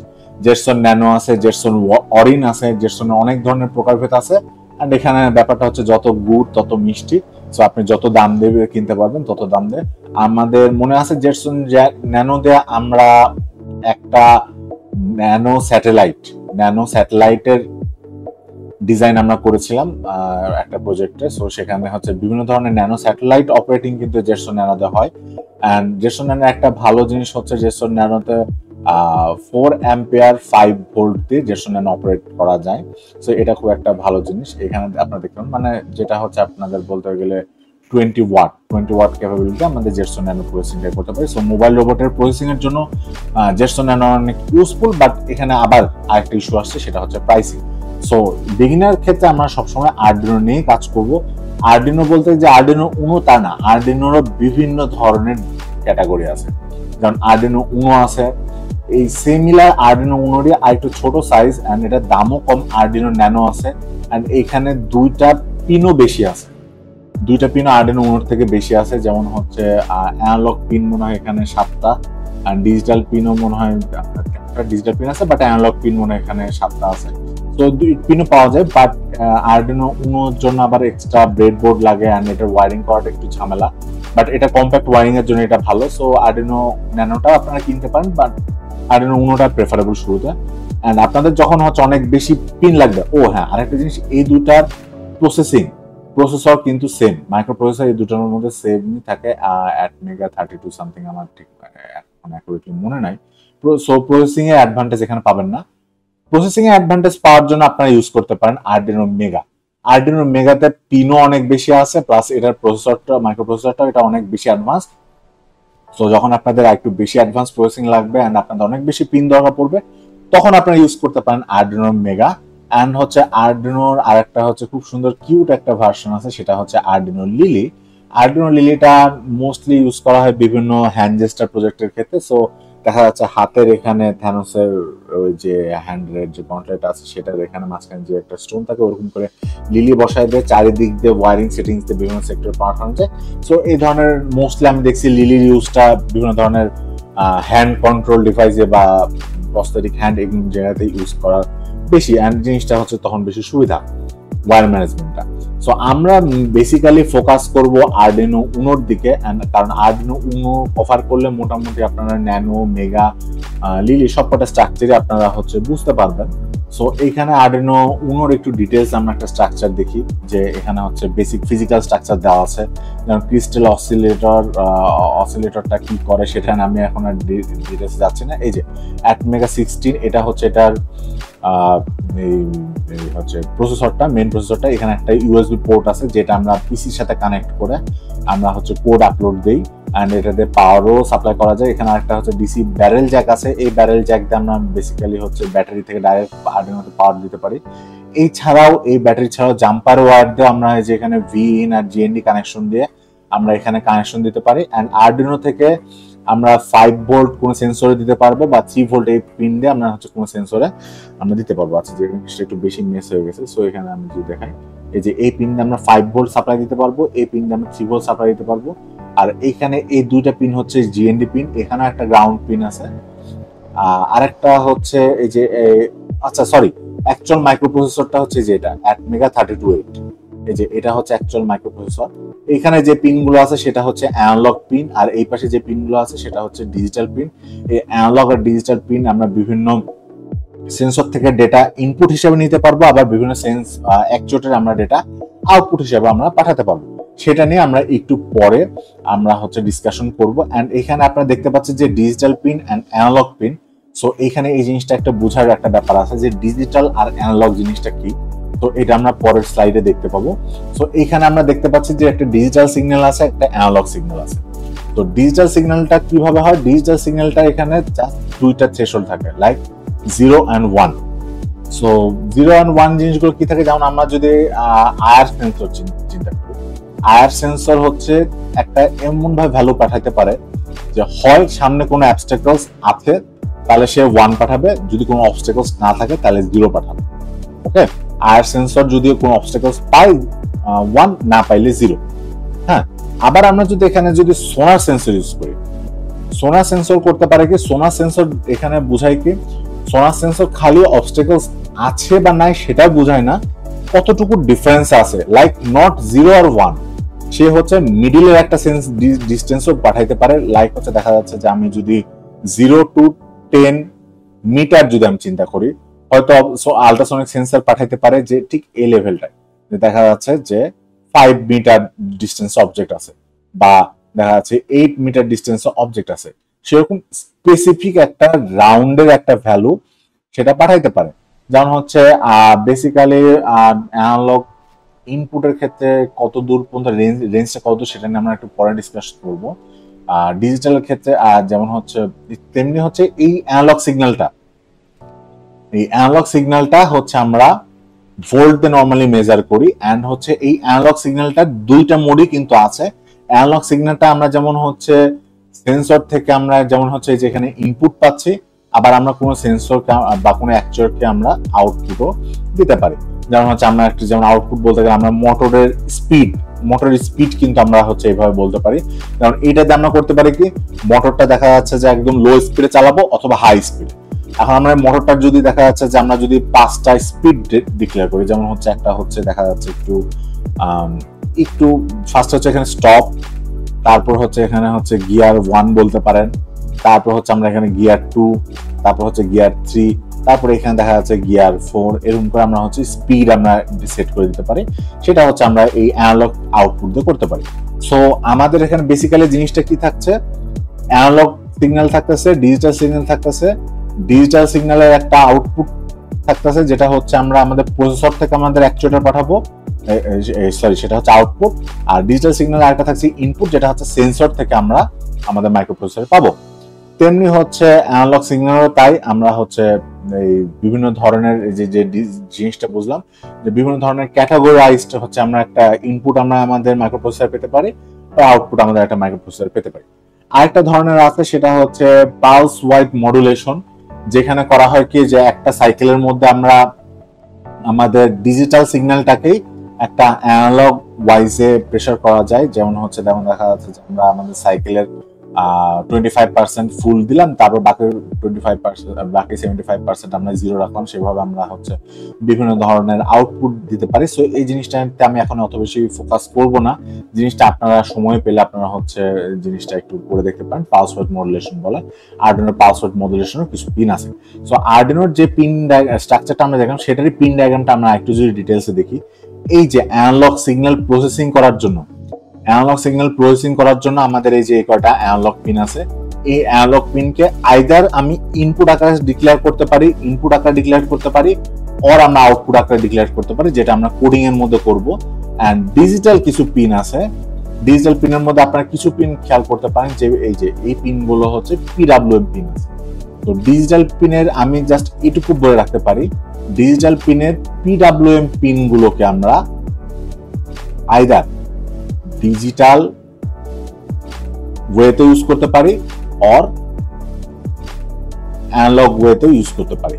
এটার এক্সপ্লেনেশনটা এখানে পালস উইথ মডুলেশনে দেওয়া আছে। এই জিনিসটা আমি আর বেশি কথা বলবো না, আপনারা এই জিনিসটা নিয়ে একটু নিজেরা স্টাডি করে নেবেন।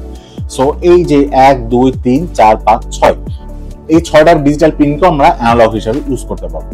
আর বাকি যে ডিজিটাল পিন গুলো আছে সেটাতে ওগুলোর বিভিন্ন ধরনের হচ্ছে টাস্ক আছে, যেমন টিএক্স আরএক্স, এগুলো হচ্ছে ট্রান্সমিটিং রিসিভিং। তারপর হচ্ছে কিছু থাকে হচ্ছে ক্লক পিন থাকে, কিছু ডেটা পিন থাকে, তারপরে এখানেও কিছু হচ্ছে ভিতরেও কিছু হচ্ছে মানে রিপিন পিন থাকে। এগুলো নিয়ে আপাতত মতো ডিটেলস জানার দরকার নাই। আর এখানে কিছু পাওয়ার পিন আছে, যেমন হচ্ছে এটা 3.5 ভোল্ট সাপ্লাই দিতে পারে, এটা 5 ভোল্ট সাপ্লাই দিতে পারে। আর ভি ইন যেটা আছে এটা হচ্ছে আরডুইনোতে আমরা এখান থেকে 5 ভোল্ট সাপ্লাই আরডুইনোতে দিতে পারি, বা আমরা হচ্ছে এই ব্যারেল জ্যাক দিয়ে আরডুইনোতে আমরা 5 ভোল্ট সাপ্লাই দিতে পারি। আর এখানে একটা দুইটা তিনটা গ্রাউন্ড পিন আছে, এটা দিয়ে আমরা হচ্ছে ফার্স্টে হচ্ছে যদি আরডুইনোকে আমরা পিন দিয়ে সাপ্লাই দিতে পারি তাহলে আমাদের ব্যাটারি গ্রাউন্ড এখানে কানেক্ট করতে হবে, আর ব্যাটারি 5 ভোল্ট আমাদের এখানে কানেক্ট করতে হবে। আর আমরা যদি আরডুইনোতে কোনো ইয়াতে পাওয়ার সাপ্লাই করতে চাই তাহলে হচ্ছে সেই সেন্সরের 5 ভোল্ট আমাদের এখান থেকে কানেক্ট করতে হবে, সেন্সরের গ্রাউন্ডটা আমাদের এখান থেকে কানেক্ট করতে হবে। সো এইভাবে আমরা ওয়্যারিং করতে পারি। এখানে হচ্ছে পিন ডায়াগ্রাম গুলো ডিটেলসে দেওয়া আছে। এখানে এটা হচ্ছে রিসেট বাটন, এখান থেকে কোড আপলোড করে, এগুলো নিয়ে তো অলরেডি আগেই বলছি। সো আমরা মাইক্রো প্রসেসর নিয়ে আর কোনো ডিসকাশন করব না, আমরা এখন ডাইরেক্ট সরাসরি চলে যাব যে আমরা হচ্ছে আরডুইনো কোডিং এ। ওকে, এবার আমরা হচ্ছে কিভাবে একটা রোবটকে বা একটা মাইক্রোপ্রসেসরকে প্রোগ্রামিং করতে হয় সেটা নিয়ে আমরা এখন কথা বলবো। তো এখন হচ্ছে বিশেষ করে রোবোটিক্স এর ক্ষেত্রে প্রাইমারিলি সবচেয়ে বেশি যে কোডটা ইউজ করে সেটা হচ্ছে সি অথবা সি প্লাস প্লাস। একটা সি প্লাস প্লাস বলাই বেটার, সি প্লাস প্লাসটা সবচেয়ে বেশি ইউজ করে। অ্যান্ড আরেকটা জিনিস ইউজ হয় সেটা হচ্ছে পাইথন। সো এখানে যদি আমরা দেখি, সো এখানে হচ্ছে আরডুইনো উনো হচ্ছে সি প্লাস, আচ্ছা এই আগে যেতে চাই, এখানে আরডুইনো উনো হচ্ছে সি প্লাস প্লাসে চলে, ESP32 হচ্ছে সি প্লাস প্লাসে চলে, রাসবেরি পাই, জেসন ন্যানো এটা সি প্লাস প্লাস প্লাস হচ্ছে পাইথন দুটাতে এটাতে রান করা যায়। আরডুইনো উনো আর ESP32 তে আমরা যে হচ্ছে কম্পাইলারটা ইউজ করব সেটাকে বলা হচ্ছে আরডুইনো আইডি, ওটার নাম আরডুইনো আইডি। সো এখানে ওটা ডিটেলসে আরো দেখতে পাবেন যে এই arduino.cc এই লিংকে গেলে আর এটা অফিসিয়াল আপনারা নামাতে পারবেন। আপনাদের লিনাক্স, ম্যাক অথবা উইন্ডোজ আপনাদের যেটাতে সুবিধা হয় সেটাতে আপনারা নামাতে পারবেন। এটাতে মোস্টলি হচ্ছে সি প্লাস প্লাসই ইউজ করা হয়, কিন্তু এর সাথে কিছু আরডুইনো এক্সেপশনাল কিছু ফাংশনও থাকে। তো এটা হচ্ছে ইনস্টল করার পর হচ্ছে আগে যেটা দেখেছিলাম যে ল্যাপটপের সাথে বা পিসির সাথে আপনার ইউএসবি কানেক্ট করতে হবে, এন্ড ইউএসবি আরেকটা মাথা এই যে এই পোর্টটার সাথে কানেক্ট করতে হয়। সেটা কানেক্ট করার পরে হয়ে গেল। ওকে, সেটা কানেক্ট করার পরে সবার ফার্স্টে হচ্ছে এই যে ইউএসবি বোর্ডের সাথে কানেক্ট করতে হবে। তারপর হচ্ছে টুলসে যে বোর্ড এবং পোর্ট এই দুটো সিলেক্ট করে দিতে হবে। বোর্ডটা হবে আরডুইনো উনো হলে আরডুইনো উনো, আরডুইনো ন্যানো হলে ন্যানো, তারপর অথবা যদি ESP32 হয় ESP32 স্পেসিফিক মডেলটা সিলেক্ট করে দিতে হবে। তারপরে সেখানে আমরা হচ্ছে আমাদের কোডিং শুরু করতে পারবো। এন্ড কিছু এক্সাম্পল স্কেচ থাকে, যেমন হচ্ছে ফাইল, এক্সাম্পল, বেসিক, ব্লিঙ্ক। সেখানে গেলে এখানে বেসিকের মধ্যে, তারপর এক্সাম্পলের মধ্যে ঢুকলে অনেকগুলো বেসিক হচ্ছে কোড থাকে, সেখান থেকে নিয়েও আমরা শুরুর দিকে টেস্ট করতে পারবো। তো তো এরপরে আমরা হচ্ছে আর একটু দেখি, এখানে হচ্ছে আরডিনো আইডির পুরো ডকুমেন্টেশন আছে, এই লিঙ্কটা আমরা ডেসক্রিপশনে দেওয়া থাকবে, এখানে ডকুমেন্টেশনটা এখানে দেখতে পাবেন বা আপনারা দেখে দেখে টাইপ করতে পারবেন। সো আর হচ্ছে এইটা দেখতে হচ্ছে আমাদের আইডিটা দেখতে এইরকম, আইডিটার দুইটা পার্ট থাকে, সেটা আমি একটু পরে আপনাদেরকে শো করছি। সো এখানে হচ্ছে আগে যেগুলো বললাম সেটা একটু ভিজুয়ালাইজ করে দেওয়া আছে। এই যে টুলসে এসে আরডিনো উনো এই বোর্ডটা সিলেক্ট করতে হবে, এখানে যে বোর্ডটা ইউজ করছি আরডিনো উনো ন্যানো এসপি, আর হচ্ছে পোর্ট, যে পোর্টটাতে কানেকশন, এখানে হচ্ছে যদি আমরা ক্লিক করি তাহলে আমরা দেখতে পাবো যে কয়েকটা পোর্ট অপশনই থাকবে, সেই পোর্টটার মধ্যে একটা অ্যাক্টিভেট থাকবে যেটা আরডিনো কানেক্টেড থাকে। তো এখন দেখি আমরা আইডির ভিতরের অংশটা, ওই আগে যে আমরা ছবিটা দেখলাম এটাই, কিন্তু এখানে একটু ডার্ক ভার্সন করে দেওয়া আছে। সো বেসিক্যালি আরডিনো কোডিং করতে গেলে বেসিক্যালি আমাদেরকে দুইটা পার্ট আমাদেরকে মাথায় রাখতে হবে, একটা হচ্ছে সেটআপ পার্ট আর একটা হচ্ছে লুপ পার্ট। তো সেটআপ পার্টটা বেসিক্যালি কি, সেটআপ পার্টটাতে আমরা যা করি হচ্ছে আমাদের মানে হার্ডওয়্যার সেটআপটা কিরকম সেই জিনিসটা এখানে আমরা মেনশন করি, যে আমাদের এই যে এখানে এতগুলো পিন আছে, তারপর পিনের মধ্যে পিনটাতে আমরা কি একটা সেন্সর, এটা একটা হচ্ছে কি আমরা সেন্সর থেকে ইনপুট নিচ্ছি না আমরা কোনো অ্যাকচুয়েটরকে একটা আউটপুট দিচ্ছি। তো সেটাই এখানে বেসিক্যালি ফার্স্ট হচ্ছে আমাদেরকে ডিফাইন করে দিতে হয়। অ্যান্ড হচ্ছে যখন একটা আরডিনো রান হবে তখন হচ্ছে মানে যখন কোডটা ফার্স্ট টাইম রান হবে তখন এই পার্টটুকু অনলি একবার রান হবে, কারণ এই জায়গাটাতে আমি অনলি ইনিশিয়ালাইজ করতেছি। আর তারপরে যে এটা একটা লুপ, এই যে এই লুপের মধ্যে আমি যা লিখবো এই লেখাটা আমার এখানে ইনফাইনাইট টাইম রান হতে চাবে, বা এটাকে আমরা এভাবেও বলতে পারি যে যারা কোড করে তারা আমরা জানি while 1 দিলে যে কোডটা আমার যে ইনফাইনাইট টাইমস চলতে থাকে, তো এইখানটাতেও বেসিক্যালি আমরা ঠিক সেইভাবেই একটা কোড লিখি যেটা ইনফাইনাইট টাইম চলতে থাকে। তার মধ্যে আমরা বিভিন্ন ধরনের ফর লুপ, তারপর হচ্ছে ইফ এলস, বিভিন্ন স্টেটমেন্ট, বিভিন্ন কমান্ড, বিভিন্ন অনেক কিছু সেটা আমরা এখানে ইউজ করি। এন্ড সো এখানে হচ্ছে জিনিসটা আমাদের তাহলে মেজর এখানে জিনিসটা কি, এখানে হচ্ছে ফার্স্টে এই পার্টটুকু হচ্ছে আমাদের সেটআপ, এখানে আমরা সেটআপ করব যে আমাদের কোন পিন হবে, তারপর কোন পিনটা আমার ইনপুট হবে অর আউটপুট হবে, তারপর হচ্ছে এই জিনিসটা আমরা বেসিক্যালি সেটআপের মধ্যে সিলেক্ট করবো। তারপর হচ্ছে একটা সিরিয়াল মনিটর আছে, ওটা নিয়ে আমরা পরে কথা বলবো। তো এই জিনিসটা বেসিক্যালি আমরা এই সেটআপের মধ্যে লিখি। আর লুপের মধ্যে আমরা লিখবো যে আমরা হচ্ছে সেন্সরটা ফার্স্ট একটা মানে ফার্স্ট হচ্ছে দেখা যাচ্ছে আমি একটা সেন্সর থেকে রিড করার পর তারপর আমি একটা জায়গায় রাইট করলাম, করার পর তারপর হচ্ছে আমি কিছু ডিলে করলাম, তারপর হচ্ছে সো এই জিনিসটা করলে কি হবে, ফার্স্টে রিড করবে, রাইট করবে, ডিলে করবে, আবার জিনিসটাকে আবার রিপিট করবে, এভাবে রিপিট করতে জিনিসটা চলতে থাকবে। সো এখন দেখি যে আমাদের সেটআপ পার্টটাতে কি কি আরো ফাংশন আছে, সো সেটআপ পার্টটা আমরা একটু দেখি। তো এখন আমরা হচ্ছে শুরু করি হচ্ছে এই সেটআপ মেথডটার মধ্যে কি থাকে। সেটআপ মেথডটা বেসিক্যালি অনেক সহজ একটা জিনিস। যেমন হচ্ছে সেটআপ মেথডের মধ্যে আমাদেরকে ফার্স্টে হচ্ছে পিন মোড এটা হচ্ছে একটা function, pin mode, pin number and হচ্ছে মোড। ওকে, পিন মোডটা হচ্ছে আরডিনো আইডির একটা built in function. So pin number and mode, এখানে হচ্ছে আমাদেরকে একটা পিন নাম্বার দিতে হয় এন্ড হচ্ছে সেটা মোড দিতে হয়। মোড গুলো কি কি আছে, মোড গুলো হচ্ছে যে ফার্স্টে আমি যদি ধরি যে আরডিনো এই উনোর আমি হচ্ছে সাপোজ এই D13 এই পিনটাতে আমি একটা সেন্সর অ্যাড করছি। সো সেন্সর যখন আমি অ্যাড করব তখন কি সেটা আমার হচ্ছে কি পিন নাম্বারটা এখানে কি আসবে, এখানে পিন নাম্বারটা আসবে হচ্ছে 13।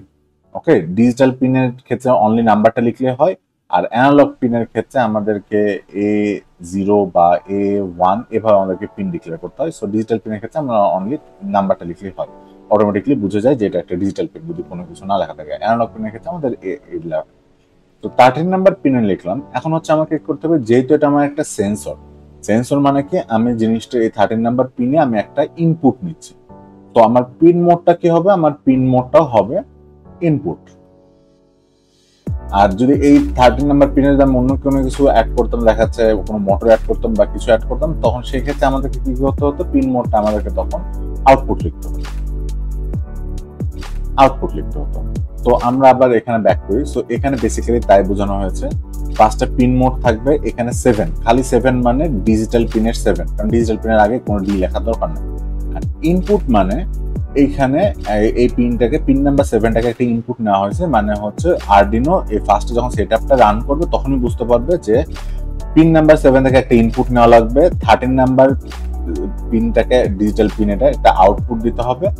আর পিন মোড A1 হচ্ছে, যেটা A1 বলতে এখানে অ্যানালগ বোঝানো হচ্ছে, যে অ্যানালগ পিনটা থেকে একটা আউটপুট আসবে। সো এখানেও আমাদেরকে একটা রাইট করতে হবে। বেসিক্যালি আউটপুট মানে রাইট করা, ইনপুট মানে রিড করা। এগুলো রিড, এটা হচ্ছে এই দুটাই হচ্ছে রাইট করা। সো এইভাবে আমাদেরকে সেটআপ পেজ সেট করতে হয়। আরেকটা মেথড আছে, এটা হচ্ছে ইনপুট পুল আপ। এটা খুব একটা ইউজড হয় না, এটা কিছু কিছু ক্ষেত্রে ইউজড হয়, তো তাই আমি এটা নেওয়ার কথা বলছি। আপনাদের যদি internal pull up register enable করার জন্য এটা ইউজ করে, আপনারা এটা নিয়ে একটু নিজেরাই একটু করে দেখতে পারবেন। সো সেটআপ মোডে জাস্ট আমরা এটা সিলেক্ট করে দেবো যে কোন পেনটা আমরা ইউজ করতেছি আর পিনটার মোড কি। এই মোডটা, এই দুটো সেট করে ফেললে আমাদের হচ্ছে সেটআপ মোডের কাজ শেষ। তারপরে আসছে হচ্ছে আমাদের যে লুপ মোডটা। এখন লুপ মোডের মধ্যে অনেক কিছু আছে, কারণ আমরা অলরেডি বলছি আমাদের কি আছে ফার্স্টে, আমাদের ফার্স্টে ইনপুট আর আউটপুট আছে। ইনপুট আর আউটপুট সিলেক্ট করার পর সেটা আমাদের আছে রিড অর রাইট। সো এখানে আমাদের ফার্স্টে ইনপুটের রিড অর রাইট অপশন আছে, মানে ইনপুটের হচ্ছে আমরা সেটাকে আমি কি গুলিয়ে ফেললাম কিছু, না ঠিক আছে। ইনপুটের ফার্স্টে হচ্ছে রিড, একটা ইনপুট সেন্সর রিড, আচ্ছা ইনপুটে তো রিড এন্ড রাইট, সরি আমি এখানে একটু গুলিয়ে ফেলেছি। অ্যাকচুয়ালি বেসিক্যালি এটা হবে না। সো ফার্স্টে এখানে আসবে কি হচ্ছে আমাদের, ফার্স্টে হচ্ছে ইনপুট আর আউটপুট আসবে। ইনপুট আর আউটপুটের আবার দুইটা ডিফারেন্স আছে, একটা হচ্ছে ডিজিটাল আর অ্যানালগ। ওকে, এই ইনপুট মানে হচ্ছে এই রিড আর আউটপুট মানে হচ্ছে রাইট। সো এটা আলাদা না। ইনপুটের আবার একটা ক্যাটাগরি আসবে ডিজিটাল আর অ্যানালগ। যেমন ইনপুটটা ডিজিটাল হতে পারে, আবার অ্যানালগ হতে পারে, আউটপুটও ডিজিটাল আর অ্যানালগ হতে পারে। আপনার ব্যাপারটা বুঝতে পারছেন তো? সে অনুযায়ী এখন আমাদের হচ্ছে লুপ যখন আসবে, সবার ফার্স্টে আমরা হচ্ছে অ্যানালগ রাইট নিয়ে কথা বলি। অ্যানালগ রাইট মানে কি, আমাদের অ্যানালগ, আর রাইট হচ্ছে আমাদের কি, আমাদের হচ্ছে রাইট হচ্ছে আমাদের আউটপুট। সো এইখানে অ্যানালগ রাইটের ক্ষেত্রে আমরা কি আসবে, একটা পিন সিলেক্ট করতে হয় এন্ড ভ্যালু সিলেক্ট করতে হয়। তো এই যে আমরা হচ্ছে এইখানে যে পিন মোড দিয়ে যে এই যে একটা আউটপুট আমরা সিলেক্ট করে রাখছি, সো এখানে কি পিন 13। সো এই পিনটাতে আমরা আমাদের দিতে হবে কি, আমাদের হচ্ছে 13 নাম্বার পিন দিতে হবে। 13 নাম্বার পিনটাতে আমরা কি আউটপুট পাঠাইতেছি। সো এই আউটপুট, অ্যানালগ আউটপুটের এখানে কিছু ব্যাপার আছে। অ্যানালগ আউটপুটটা আমাদের হচ্ছে 0 to 255 এর মধ্যে একটা অ্যানালগ আউটপুট আমাদেরকে দিতে হয়। জিরোকে সম্ভবত, জিরোকে ধরা হচ্ছে 0 ভোল্ট, আর হচ্ছে 255 থাকলে বেসিক্যালি সে হচ্ছে এখানে 5 ভোল্ট এখানে ধরে। সো এর মাঝখানে ডিফারেন্স যেটা থাকে সেটা অনুযায়ী একটা হচ্ছে আমাদেরকে আউটপুট দিতে হয়, যে আউটপুটটার বেসিস করে আমাদের সেন্সর হোক বা আমাদের হচ্ছে মোটর হোক, সেরকম একটা জিনিস হচ্ছে এখানে ক্যাপচার করতে পারে। অ্যান্ড এই অ্যানালগ রাইটটা আমরা কখনো ডিজিটাল পিনে আমরা করতে পারবো না, আনলেস অ্যানালগ রাইটটা আমরা শুধুমাত্র অ্যানালগ পিন অথবা পিডব্লিউএম পিন, এই দুইটা ক্ষেত্রে আমরা ইয়ে করতে পারবো। যেমন হচ্ছে 9 নাম্বার এখানে হচ্ছে একটা হচ্ছে পিডব্লিউএম পিন, আর এখানে হচ্ছে A1 তবে একটা অ্যানালগ পিন। এখানে আমরা হচ্ছে একটা মানে এলইডির ক্ষেত্রে যদি বলি, আমরা যে এলইডি যদি জ্বালাইতে যাই, তাহলে আমরা এই 128 দিলে এই 1 to 28টা কি থাকে, 0 to 255 এর একটা মিডিল একটা পয়েন্ট থাকে। সো হবে কি, এই এলইডিটা 50% ব্রাইটনেস নিয়ে জ্বলবে। 50% ব্রাইটনেসটা কেন হলো, কারণ হচ্ছে আমি যদি 0 দিই, এখানে যদি 0 পাস করতাম, এলইডি বন্ধ থাকতো। তারপর 0 থেকে আমি যখন আস্তে আস্তে 1 2 3 4 5 6 এরকম করতে করতে করতে আমি যত ভ্যালু বাড়াবো, এলইডিটার ব্রাইটনেস তত বাড়তে বাড়তে বাড়তে বাড়তে বাড়তে বাড়তে যখন আমি 255 করবো, তখন এলইডিটার ব্রাইটনেসটা তখন 100% হয়ে যাবে। তো ঠিক এইভাবে বেসিক্যালি এটা কাজ করে। অ্যানালগ রাইটটা আমি হচ্ছে এই অ্যানালগ রাইটের ভ্যালুটা আমি হচ্ছে 0 থেকে 255 এর মধ্যে একটা ভ্যালু দিতে পারবো। সো এইভাবে আমরা হচ্ছে কোনো সেন্সর হোক বা এলইডি হোক, আমরা এইভাবে, বা মোটর হোক বা অ্যাকচুয়েটর হোক, সেটাতে আমরা হচ্ছে এইভাবে ইয়ে করতে পারবো। সেন্সরে অনেক টাইমে কিছু টাইমে আউটপুট দরকার পড়ে। তারপর আসে এখানে ফার্স্টে কি হলো, ফার্স্টে গেল হচ্ছে আমি অ্যানালগ রাইট গেল। এবার আসে কি ডিজিটাল রাইট। এর আগে আমরা অ্যানালগ রাইটে কি করছিলাম, আমরা 0 থেকে 255 একটা ভ্যালু আমরা পাস করছিলাম।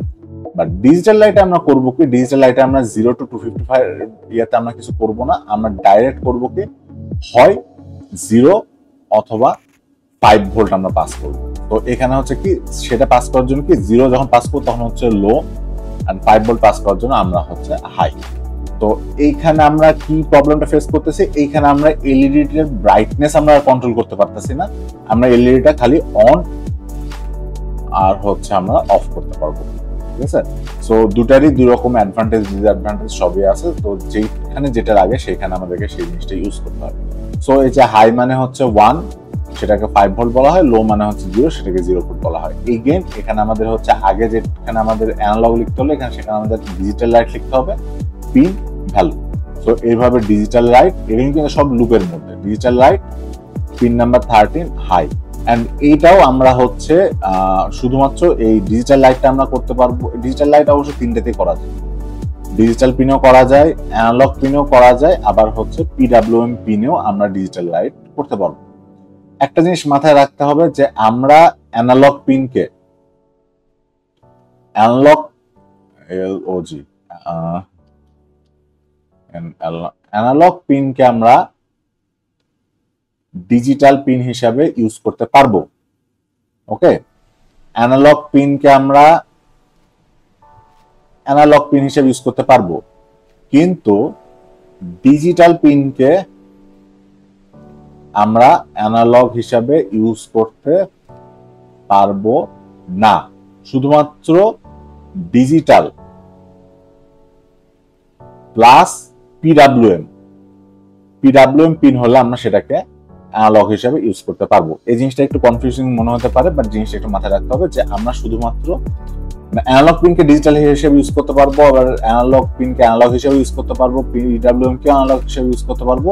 কিন্তু ডিজিটালটার কিছু লিমিটেশন আছে, ডিজিটালটা মোস্টলি হাই আর লো হিসেবে ইউজ করে, কিন্তু অ্যানালগটার ক্ষেত্রে কি আমরা যখন অ্যানালগটাতে হাই দিব তখন সে সেটাকে 255 হিসেবে কনসিডার করবে, অ্যানালগটাতে আমরা যখন লো দিব সে তখন এভাবে 0 হিসেবে কনসিডার করবে। সো আমরা অ্যানালগকে আমরা হচ্ছে ডিজিটালের মতো করে ইউজ করতে পারবো, বাট ডিজিটাল পিনকে আমরা অ্যানালগের মতো করে ইউজ করতে পারবো না, আনলে সেটা পিডব্লিউএম হচ্ছে। তো জিনিসটা আই নো একটু কনফিউজিং, বাট জিনিসটা একটু দরকার পড়লে আপনারা আবার একটু রিভাইন্ড করে দেখে নেবেন। এইবার আসে আমাদের রাইটের পার্টটুকু গেল, আমরা কি অ্যানালগ রাইট করলাম, ডিজিটাল রাইট করলাম, এবার আসবে কি আমাদের অ্যানালগ রিড। তো অ্যানালগ রিডে কি হচ্ছে, অ্যানালগ রিডে আমাদের সেন্সরটা একটা স্পেসিফিক ভ্যালু পাচ্ছে, যেটা আমরা হচ্ছে A0 থেকে A5 পিনগুলোর মধ্যে থেকে আমরা পাবো, যে ওটার জন্য হবে কি আমাদের হচ্ছে ফার্স্টে অ্যানালগ রিড, তারপর পিন নাম্বার। এখানে কোনো ভ্যালু আমরা যেহেতু অ্যাসাইন করতেছি না, সো আমাদের কোনো ভ্যালু আমাদেরকে রিড করতে হবে না। তো ফার্স্ট আমরা করব কি, আমরা একটা ভ্যারিয়েবল ডিক্লেয়ার করে নিব, যে ভ্যারিয়েবলটার মধ্যে আমরা হচ্ছে ভ্যালুটা রাখবো, এন্ড সেই ভ্যালুটা আমরা ফ্লোট হিসেবেও নিতে পারি বা ইন্টিজার হিসেবেও নিতে পারি। তো সেটা ডিপেন্ড করে আমরা কি টাইপের সেন্সর ইউজ করছি সেটার উপর ডিপেন্ড করে। তো সবার ফার্স্টে কি করতে হবে, সবার ফার্স্টে হচ্ছে এই ফার্স্ট একটা ভ্যারিয়েবল ডিক্লেয়ার করলাম, ভ্যারিয়েবল ডিক্লেয়ার করার পর এটা একটা ফ্লোট টাইপ ভ্যারিয়েবল। এই ভ্যারিয়েবল মধ্যে এই A0 পিনে যে রিডটা আসবে সেই রিডটা এই অ্যানালগ রিড করে আমরা সেন্সরের মধ্যে স্টোর করা। এন্ড এখানে হচ্ছে কি 0 to 1023 মানে হচ্ছে 0 to 1023 পর্যন্ত এই ভ্যালুটাই হচ্ছে সে অ্যানালগলি রিড করতে পারে আরডিনোতে। তো সিমিলারলি ডিজিটাল পিনের ক্ষেত্রে আমরা যখন যাই, ডিজিটাল পিনের ক্ষেত্রে আমাদের আবার এগেইন হচ্ছে ওই কোনো স্পেসিফিক ভ্যালু রিড করতে পারে না, এখানে হচ্ছে ডাইরেক্ট রিড করে কি 0 অথবা 1 বা হাই অথবা লো, এটা দিয়ে হচ্ছে ডিজিটাল পিন রিড করতে পারে। আর অবভিয়াসলি ডিজিটাল পিনের রেকর্ড করার জন্য একটা ইন্টিজার ভ্যালুর মধ্যে রাখা বেটার। সো ডিজিটাল এই যে এগেন হচ্ছে আমাদের 7 নাম্বার পিনটাকে হচ্ছে আমাদের ডিজিটাল হচ্ছে ফার্স্টে হচ্ছে আমরা যে পিন মোডেই সেট করে, পিন মোডে আমরা 7টাকে ইনপুট হিসেবে সেট করে নিয়েছি। সো সেইভাবে হচ্ছে ডিজিটাল পিন থেকে আমরা এইভাবে রিডিং করতে পারবো। ঠিক এই সিস্টেমে আমাদের রিডিং এর রাইটিংটা করা। আমি এবারে এই যেটুকু বুঝালাম সেটাকে একটু সামারাইজ করি। যে ফার্স্টে কি আমাদের দুইটা মোড আছে, একটা রিডিং মোড আর একটা হচ্ছে রাইটিং মোড। দুইটা মোডের মধ্যে কি আছে, আমাদের দুই ধরনের ডাটা আছে। আমরা কি অ্যানালগ ডাটা রিড করতে পারি, ডিজিটাল ডাটা রিড করতে পারি, আবার অ্যানালগ ডাটা রাইট করতে পারি, আবার ডিজিটাল ডাটা রাইট করতে পারি। অ্যানালগ ডাটা রিডের জন্য আমাদের রেঞ্জ কি 0 থেকে 1023। আবার অ্যানালগ ডাটা রাইটের ক্ষেত্রে আমাদের রেঞ্জ কি 0 থেকে 255। এই জিনিসটা আমাদের মনে রাখতে হবে। ডিজিটাল ডাটা রিডের ক্ষেত্রে রাইটের ক্ষেত্রে আমাদের কি হাই অথবা লো। ডিজিটাল রাইটের এখানে ডিজিটাল রিড হবে, অ্যানালগ রিড, অ্যানালগ রাইট, আচ্ছা এইটাতেই হবে, এটা এখানে রিড হবে। আমাদের স্লাইড প্রিপারেশনে ভুল হয়েছে, ডিজিটাল রিড হবে। সো ডিজিটাল রিডে আমরা হচ্ছে অ্যাকচুয়ালি হাই লো পাই না, ডিজিটাল রিডে আমরা পাই হচ্ছে হাই হলে 1 পাই আর লো হলে 0 পাই। আর ডিজিটাল রাইটে আমরা, আচ্ছা অ্যানালগ রাইট, রাইট যেটুকু, হ্যাঁ এটা ঠিক আছে। আর ডিজিটাল রাইটে আমরা পাই হচ্ছে হাই অথবা লো, এই দুটোতে আমরা হচ্ছে রাইট করি।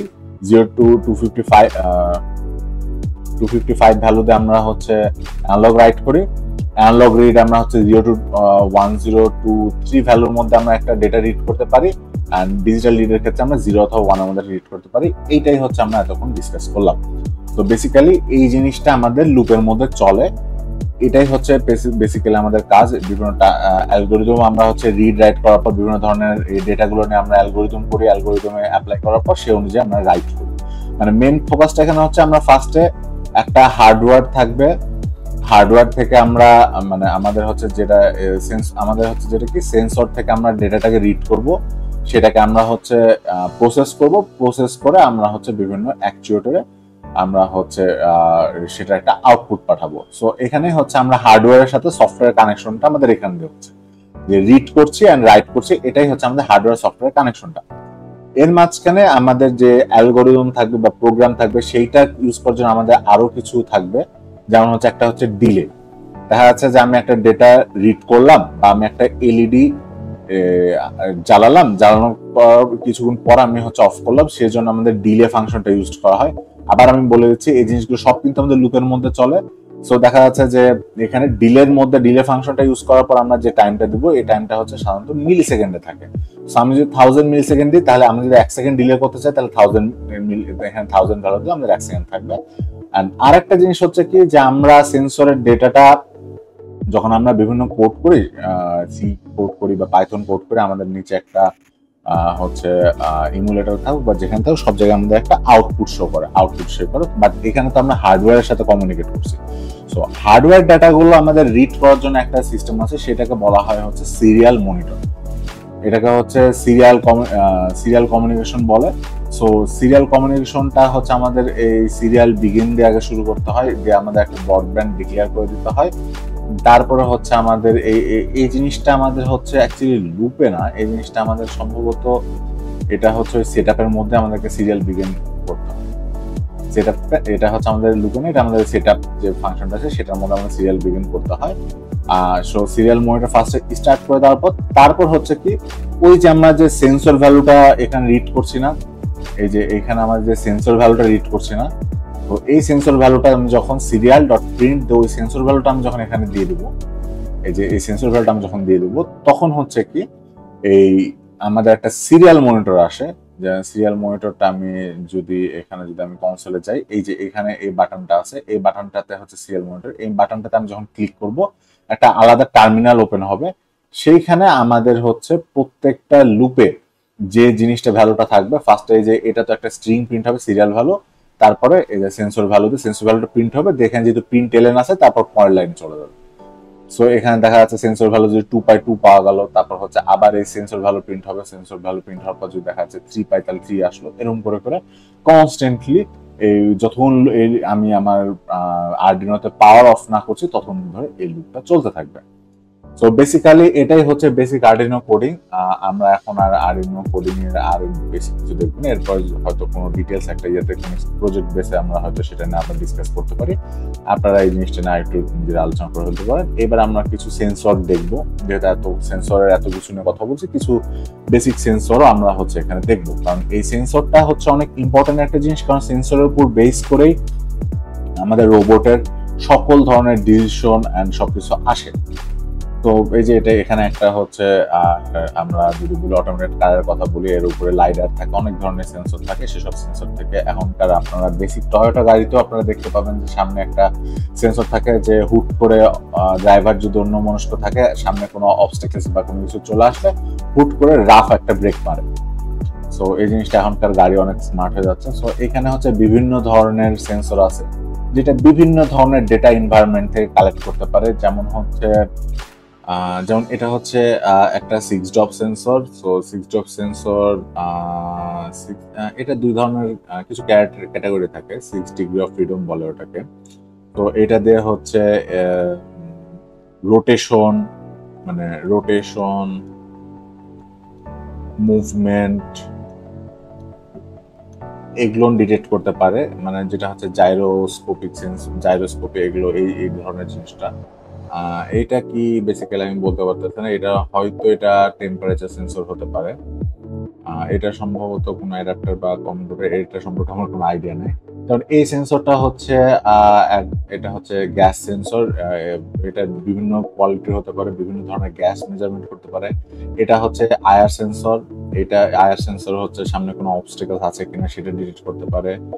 তারপর এটা হচ্ছে এটা 6 ড্রপ হলে এটারই একটা সিম্পলিফাইড ভার্সন হচ্ছে এটা। এখানেও হচ্ছে রোটেশনটা বোঝা যায়। এটাও একটা হচ্ছে আয়ার সেন্সর, এটাতে ডিস্টেন্স ক্যালকুলেট করা যায়, এটার থেকে একটু অ্যাডভান্স। এটাকে আয়ার সেন্সর অ্যারে বলে, কারণ এখানে যে সেন্সরগুলো আছে, এই সেন্সরটা আছে, এই সেন্সরটারই এখানে হচ্ছে 1টা 2টা 3টা 4টা 5টা সেন্সর এরকম করে দেওয়া আছে। সো এই সেন্সর 5টা সেন্সর, এটা সাধারণত ইউজ করা হয় লাইন ফলোইং রোবটে এই আয়ার সেন্সর ইউজ করা হয়। এটা হচ্ছে প্রক্সিমিটি সেন্সর, এর আশেপাশে কোনো মুভমেন্ট হলে এই সেন্সরটা ডিটেক্ট করতে পারে। তো এইগুলো সেন্সর দিয়ে অনেক ধরনের আইওটি গ্যাজেট অনেক কিছু বানানো যেতে পারে। তো সেন্সরের কিছু এই ছবিটা এই কারণে দিচ্ছি যে বিভিন্ন ধরনের সেন্সরগুলো দেখতে অ্যাকচুয়ালি কেমন হয় সেই জিনিসটা আপনাদেরকে একটু দেখানো। তো এই ধরনের সেন্সরগুলো এরকম থাকে, আর এছাড়াও আরো অনেক ধরনের সেন্সর থাকে।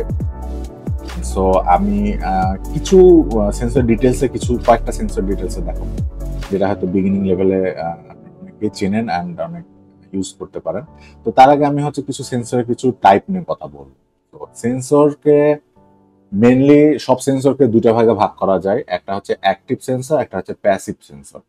অ্যাক্টিভ সেন্সর যে জিনিসটাকে, সেটাকে একটা এক্সটার্নাল পাওয়ার সাপ্লাই দিতে হয়, একটা পাওয়ার সাপ্লাই করতে হয়, তাহলে হচ্ছে সেই সেন্সরটাকে একটা অ্যাক্টিভ সেন্সর বলা হয়। প্যাসিভ সেন্সরে একটা কোনো এক্সটার্নাল পাওয়ার দেওয়া লাগে না, এখান থেকে খালি ডেটা আপনারা কালেক্ট করতে পারেন। যেমন হচ্ছে থার্মোকাপলস এক ধরনের সেন্সর, এখানে হচ্ছে আপনার কোনো পাওয়ার দেওয়ার দরকার পড়ে না, এখান থেকে আপনি ডাইরেক্ট ডেটাটা পান। আবার আয়ার সেন্সর বা আল্ট্রাসনিক সেন্সর আপনাকে একটা পাওয়ার দেওয়ার দরকার পড়ে, এইখানে হচ্ছে মানে আপনার হচ্ছে ফার্স্ট একটা রাইট করতে হয়, রাইট করার পর আপনি হচ্ছে একটা আউটপুট পান। আর এখানে কোনো রাইট করার দরকার পড়ে না, এখানে হচ্ছে ডাইরেক্ট আপনি হচ্ছে রিড করে আপনি হচ্ছে একটা ডেটাবেস দেবেন। আবার হচ্ছে আরেকটা কনসেপ্ট আসছে হচ্ছে অ্যানালগ ভার্সেস ডিজিটাল সেন্সর। ওই যে আমরা analog input, analog output, analog signal অনেক কিছু করছি, তেমনি হচ্ছে এখানে হচ্ছে সেন্সরটাও অ্যানালগ থাকে। এখানে বুঝতেই পারছেন যে অ্যানালগ রিড করার জন্য আমাদের অ্যানালগ সেন্সর লাগে, ডিজিটাল রিড করার জন্য আমাদের ডিজিটাল সেন্সর থেকে আমরা ডিজিটাল রিডিং পাই, অ্যানালগ সেন্সর থেকে আমরা অ্যানালগ রিডিং পাই। সো এখানে যেমন টেম্পারেচার সেন্সর একটা কন্টিনিউয়াস সিগন্যাল দেয়, সো এটা হচ্ছে একটা অ্যানালগ। যেমন হচ্ছে এখন হতে পারে 32°C, 27°C, একটা কন্টিনিউয়াস একটা ভ্যালু থাকে, তো এটা একটা অ্যানালগ সেন্সর। আবার ডিসক্রিট সিগন্যাল কি থাকে, যেমন পিআইআর সেন্সর বা পুশ বাটনে কি হয় দেখা যাচ্ছে যে আমার ওটা হচ্ছে 0 একটা সেন্স করতেছে যে সামনে কোনো অবস্টাকেলস আছে। পিআর সেন্সর যেমন প্রক্সিমিটি সেন্সর যেটা বললাম, সেটা হচ্ছে কোনো অবস্টাকেলস আছে হয়, নাহলে কোনো অবস্টাকেলস থাকলে 1 দিবে, না থাকলে 0 দিবে। সেরকম হয় কোনো অবস্টাকেলস আছে অথবা কোনো অবস্টাকেলস নাই। তো ঠিক সেইভাবে হচ্ছে ডিজিটাল একটা সিগন্যাল দেয়, এগুলো আমরা ডিজিটাল রাইট করি। আরডুইনোতে আমরা কোডিং এর সেই জিনিসটা দেখছি। এখন একটা সেন্সর আছে যেটা আমরা অনেক পপুলার, আপনারা সবাই চেনেন, আপনাদের স্মার্টফোন আছে, সেটা হচ্ছে ক্যামেরা। যেমন এটা একটা হচ্ছে রাসবেরি পাই ক্যামেরা, এই ক্যামেরাটা রাসবেরি পাই ইউজ করা হয়। ক্যামেরা হচ্ছে আপনার প্রত্যেকটা ফ্রেম রাসবেরি পাই মানে প্রসেস করে সেখান থেকে বিভিন্ন ধরনের ডেটা ইনপুট আউটপুট অনেক ধরনের কাজ তারা এই ক্যামেরা দিয়ে করে থাকে। আরেক ধরনের সেন্সর হচ্ছে সেটা হচ্ছে আল্ট্রাসনিক সেন্সর বা HCSR04। সো এই আল্ট্রাসনিক সেন্সর করে কি, এই সেন্সরের থ্রুতে হচ্ছে একটা ডিস্টেন্স মেজার করা যায়। যেমন ফার্স্টে এটার যদি সিস্টেমটা যদি বলি, এখানে ধরে নিই এটা হচ্ছে এভাবে না দেখে আমি ধরি হচ্ছে এইখানে একটা ওয়াল আছে, ওকে, এখানে একটা ওয়াল আছে, এটা হচ্ছে একটা সেন্সর। তো সবার ফার্স্টে করে কি, এখানে একটা ট্রিগার থাকে, ওকে, এটা হচ্ছে ট্রিগার থাকে, আর একটা হচ্ছে রিসিভার থাকে। সো এটা হচ্ছে ট্রান্সমিটার, এটা হচ্ছে রিসিভার। সো ট্রান্সমিটারটা কি করে, ট্রান্সমিটারটা এখান থেকে একটা হচ্ছে ওয়েভ সিগন্যাল পাঠায়। সো ওয়েভ সিগন্যালটা এসে সামনের ওয়ালটাতে একটা ধাক্কা খায়, সে সিগন্যালটা আবার রিটার্ন যেয়ে সেটা হচ্ছে রিসিভার। তখন হচ্ছে কি এই মাঝখানের যে এই ট্রিগার সিগন্যালটা, ট্রান্সমিটিং সিগন্যালটা থেকে রিসিভিং সিগন্যালটা আগে মানে এখানে হিসাব করে যে সিগন্যালটা কতক্ষণ পর রিসিভ করলো, মানে ট্রান্সমিটিং এর কতক্ষণ পর রিসিভ করলো। সো ট্রান্সমিটিং থেকে রিসিভে আমরা যখন করতে পারি, আমরা তখন বুঝতে পারি যে এখানে সাউন্ডের যে স্পিড, এটা যেটা একটা সাউন্ড ওয়েভ পাঠাচ্ছে, সাউন্ডের যে স্পিড, সেই স্পিডটা হচ্ছে এখানে দেখে, যে স্পিডটা দেখলে তো বোঝা যায় যে এখান থেকে এখানে যদি আমি 1 মিনিট পর পাই, তাহলে সাউন্ড কত ফাস্ট ট্রাভেল করতে পারে, সেই হিসাবে আমি হচ্ছে বুঝতে পারবো যে এখান থেকে এটুকু ডিস্টেন্স কতটুকু। আর তারপর হচ্ছে এই ডিস্টেন্সটাকে 2 দিয়ে ভাগ করে ফেলে। 2 দিয়ে যখন ভাগ করে ফেলে তখন হয় কি, যে কারণ হচ্ছে একবার যাচ্ছে একবার আসছে, তখন আমরা হচ্ছে একদম অ্যাকচুয়াল আমরা হচ্ছে ডিস্টেন্সটা পাই। এটার ইকুয়েশনটা যদি আমরা বলতে পারি যে সাপোজ টাইম ধরলাম আমরা টি, আর সাউন্ডের স্পিড আমরা হচ্ছে 2 to 3 maybe or 232 I think something কিছু একটা আমার ঠিক মিটার পার সেকেন্ড, ঠিক আছে। সো আমরা হচ্ছে জানি যে এত মিটার পার সেকেন্ড আমরা যেতে পারি। সো এখন যদি আমাদের কাছে যে টাইমটা আছে, এই টাইমটাকে যদি আমরা এটা দিয়ে ভাগ করি, এই টাইমটাকে যদি আমরা এটা দিয়ে ভাগ করি, তাহলে আমরা বুঝতে পারি যে কত মিটার ডিস্টেন্স সামনে আসছে। সো এই জিনিসটাকে আরো শর্ট করে আমরা সেন্টিমিটার কনভার্ট করতে পারি। এটাতে খুব মানে এই সেন্সরটা অনেক ইন্টারেস্টিং, ওই কারণে আমি এখানে জিনিসটাকে মেনশন করছি। ওকে, সো তারপর আসছি, তারপর আরেকটা সেন্সর হচ্ছে এটা আয়ার সেন্সর। আয়ার সেন্সরটা অলরেডি আগে দেখাইছি। এটা আল্ট্রাসনিক সেন্সরের মতোই থাকে, যেখানে একটা হচ্ছে রে একটা দেয়, এখানে হচ্ছে একটা অবস্টাকলস থাকলে একটা রে এখানে যাবে, যে আবার রিটার্ন করে এটা একটা রিসিভ করবে। সো যদি কোনো অবস্টাকলস থাকে এরকম ভাবে কোনো রিসিভ করবে, যদি কোনো অবস্টাকলস না থাকে রেটা চলে যাবে, রিসিভ করবে না। সো এভাবে সে ডিটেক্ট করতে পারে যে কোন সামনে কোনো অবস্টাকলস আছে কি নাই। সো বেসিক্যালি এটা সিমিলার প্রিন্সিপালে চলে। অ্যান্ড এই জিনিসটা আরেকটা অ্যাপ্লিকেশন আছে, এই জিনিসটাতে হচ্ছে কালারও ডিটেক্ট করা যায়, যেমন হচ্ছে white colour or black colour, এই জিনিসটাও হচ্ছে এই রে দিয়ে ডিটেক্ট করা পসিবল।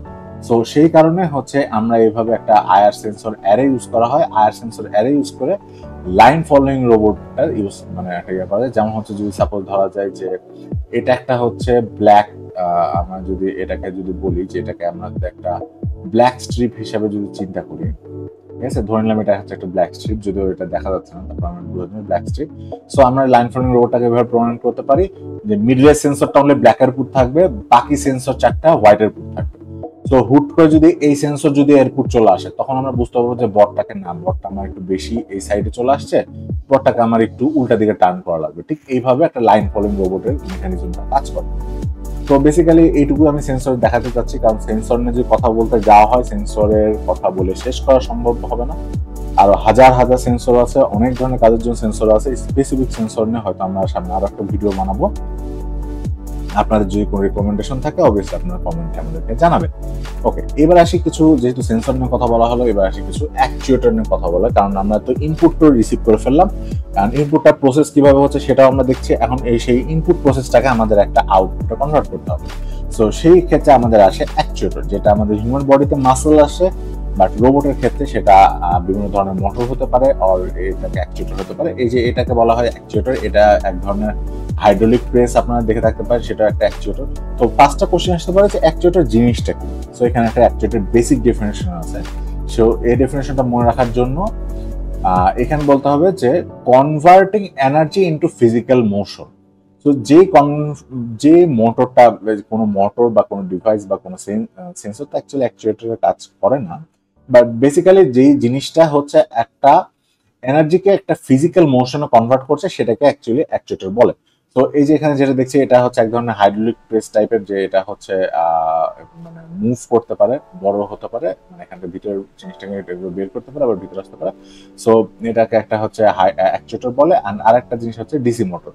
সো দুটাই হচ্ছে অ্যাকচুয়েটরের কাজ করে, সেটা নিয়ে আমরা বিভিন্ন ধরনের এগুলো নিয়ে কথা বলবো। তো যেহেতু এখানে আমাদের সবচেয়ে বেশি রোবোটিক্স এখানে যেহেতু হুইল বেসড রোবট সবচেয়ে বেশি ইউজ হয়, সো এখানে আমরা ডিসি মোটরটা নিয়ে একটু বেশি আলোচনা করবো, ডিসি মোটরের কনসেপ্টগুলো নিয়ে আমরা একটু কথা বলবো।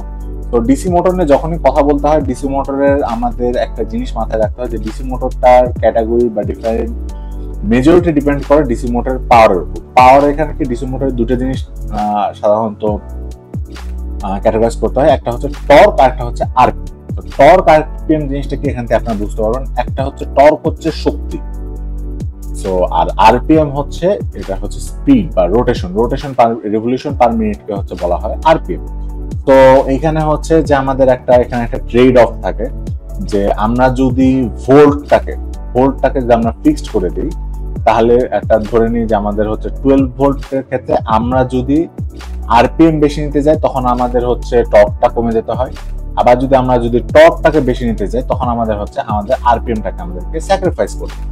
তো এই জিনিসটাই আমাদের এখানে একটা ট্রেড অফ আছে, যে ভোল্ট এইখানে অবভিয়াসলি ভোল্ট ফিক্সড থাকবে, ফিক্সড ভোল্টে আমরা যদি হায়ার টর্ক নিতে যাই তখন আমাদের লোয়ার আরপিএম পাবো, মানে আমাদের স্পিড কমে যাবে, বট যাবে অনেক শক্তি নিয়ে ক্যারি করতে পারবে কিন্তু আমাদের স্পিড কমে যাবে। আবার হায়ার আরপিএম যদি আমরা নিতে যাই তখন আমাদের বটের টর্কটা আমরা কমে যাবে। আমরা এই জায়গাটায় একটা জিনিস চিন্তা করতে পারি, ট্রাক ভার্সেস আমরা হচ্ছে বাস কম্পেয়ার করতে পারি।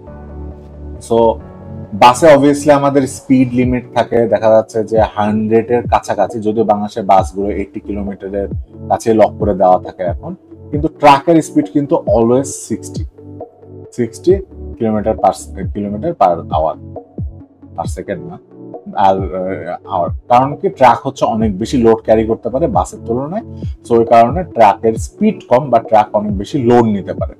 তো সো ট্রাক থাকে হাই টর্কে সবসময়, ওই কারণে আরপিএমটা অনেক কম।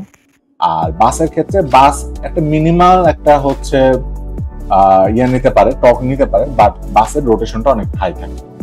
তো এটাই হচ্ছে এই দুটার মধ্যে মেজর ট্রেড অফ। এই জিনিসটা আপনারা মোটর ইউজ করার টাইমে, কারণ 12 ভোল্ট আমি কেন বললাম যে আমাদের যত কম্পিটিশন আছে সব জায়গায় 12 ভোল্টটাকে স্ট্যান্ডার্ড করা হয়, ভোল্টটাকে ইনক্রিজ করতে দেয় না, বিভিন্ন কম্পিটিশনেও ভোল্টটাকে চেক করে। তো এই জিনিসটা আমাদেরকে মাথায় রাখতে।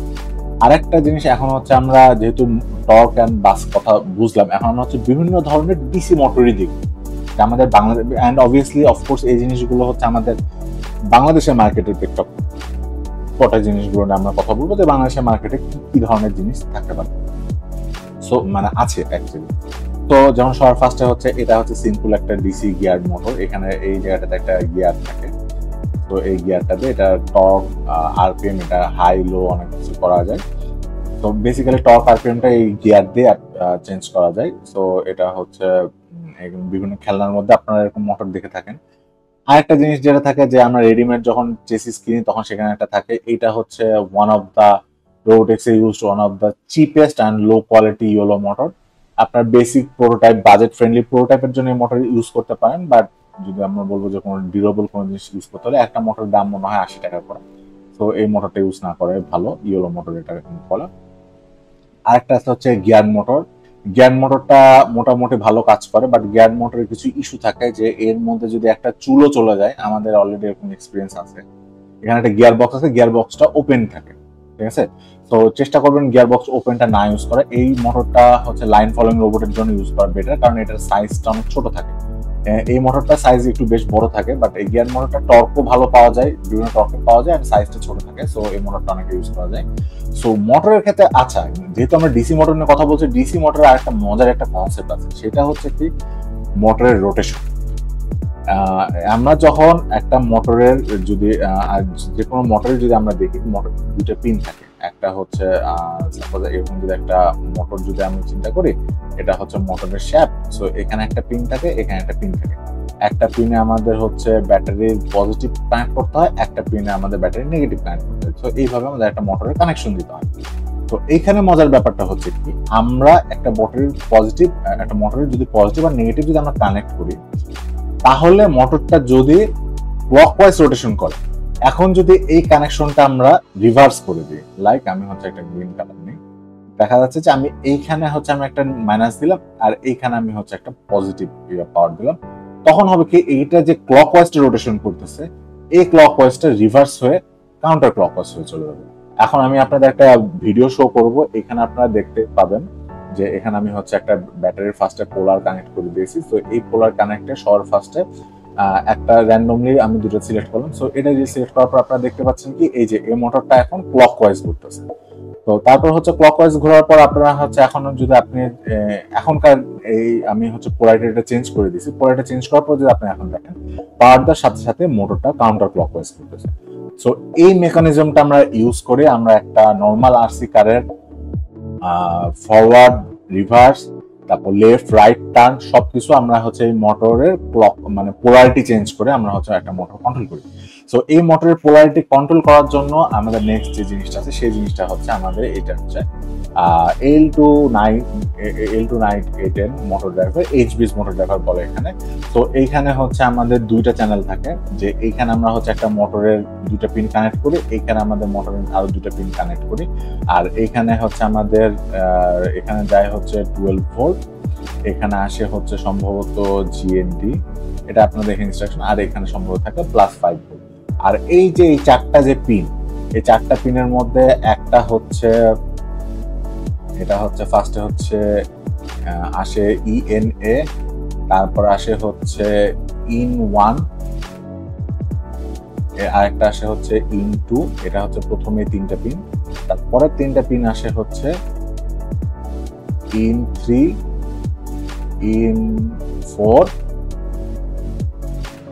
ইন4, আর তারপর আসে হচ্ছে ইএন বি।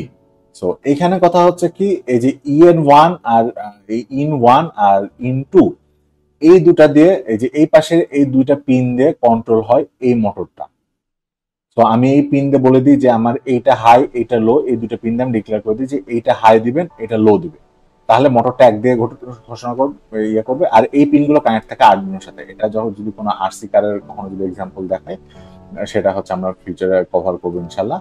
আর এই যে ইন3 ইন4 আছে সেটা কন্ট্রোল করে এই যে এখানকার হচ্ছে এটা হচ্ছে আউট3 আউট4 পিনটাকে কন্ট্রোল করে। সো এখানে হচ্ছে বেসিক্যালি আমরা মোটরের পোলারিটি চেঞ্জ করে দিই, যে একবারে এটা পজিটিভ করে দিই, এটা একবারে এটা নেগেটিভ করে দিই, আবার ইনভার্স করে এটা নেগেটিভ করে দিই, এটা পজিটিভ করে দিই, এভাবে পোলারিটি চেঞ্জ করে আমরা হচ্ছে একটা মোটরের হচ্ছে counter rotation, counter clock rotation, আর তারপর হচ্ছে অ্যান্টি কাউন্টার ক্লক রোটেশন এভাবে করি। আর আরো দুটো পিন আছে ইএনএ আর ইএনবি, এই ইএন আর ইএনবি যে আমরা হচ্ছে স্পিড কন্ট্রোল করি, মোটর দুটো কত ফাস্ট, মানে এটা দিয়ে হচ্ছে আমরা বটে অ্যাকচুয়ালি হচ্ছে স্পিডটা কন্ট্রোল করি। সো এই মোটরটা বেসিক্যালি হচ্ছে 5 ভোল্টে 35 ভোল্ট পর্যন্ত কাজ করে, বাট আউটপুট সবসময় 12 ভোল্টেরই আউটপুট দেয়, এর বেশি হচ্ছে সে মোটর চালাইতে পারে না। সো এখন হচ্ছে এটাই হচ্ছে এটা নিয়ে ইন ফিউচার আমরা আরো ডিটেলস হয়তো কোনো ভিডিও কোনো স্পেসিফিক প্রজেক্ট আমরা ডিসকাস করব। তারপর আসি হচ্ছে সার্ভো মোটর। সার্ভো মোটর বেসিক্যালিটা কি, যে এখানে আমরা যে ডিসি মোটরটা দেখলাম, ডিসি মোটরটা হচ্ছে সবসময় 360 ডিগ্রি রোটেট করে, এটা হচ্ছে আমরা কন্ট্রোল করতে পারি না। আমাদের যখন অ্যাঙ্গুলার রোটেশন বা আমাদের যখন অ্যাঙ্গেলটাকে যখন আমাদের কন্ট্রোল করা দরকার পড়ে তখন আমরা এই সার্ভো মোটরটা ইউজ করি। সার্ভো মোটরের বিশেষত্ব এটা হচ্ছে দেখা যাচ্ছে যে এটা কিছু 90 ডিগ্রি অ্যাঙ্গেল থাকে, লাইক এটা দেখা যাচ্ছে যে এইরকম করে 90 ডিগ্রি রোটেট করবে, আবার 90 ডিগ্রি কাউন্টার রোটেট করবে, ঠিক এইভাবে এই মোটরটা কাজ করে। আবার কিছু থাকে 80 ডিগ্রি, কিছু থাকে 360 ডিগ্রি, লাইক এটা অটোমেটিকলি একবার এদিক রোটেট করবে, একবার এদিক রোটেট করবে। তো এরকম ভাবে আমরা হচ্ছে যেমন বিভিন্ন ধরনের এটা যদি আমরা অ্যাপ্লিকেশন বলতে যাই, যেমন হচ্ছে রেডার যেভাবে কাজ করে, যে এইভাবে দেখতে থাকে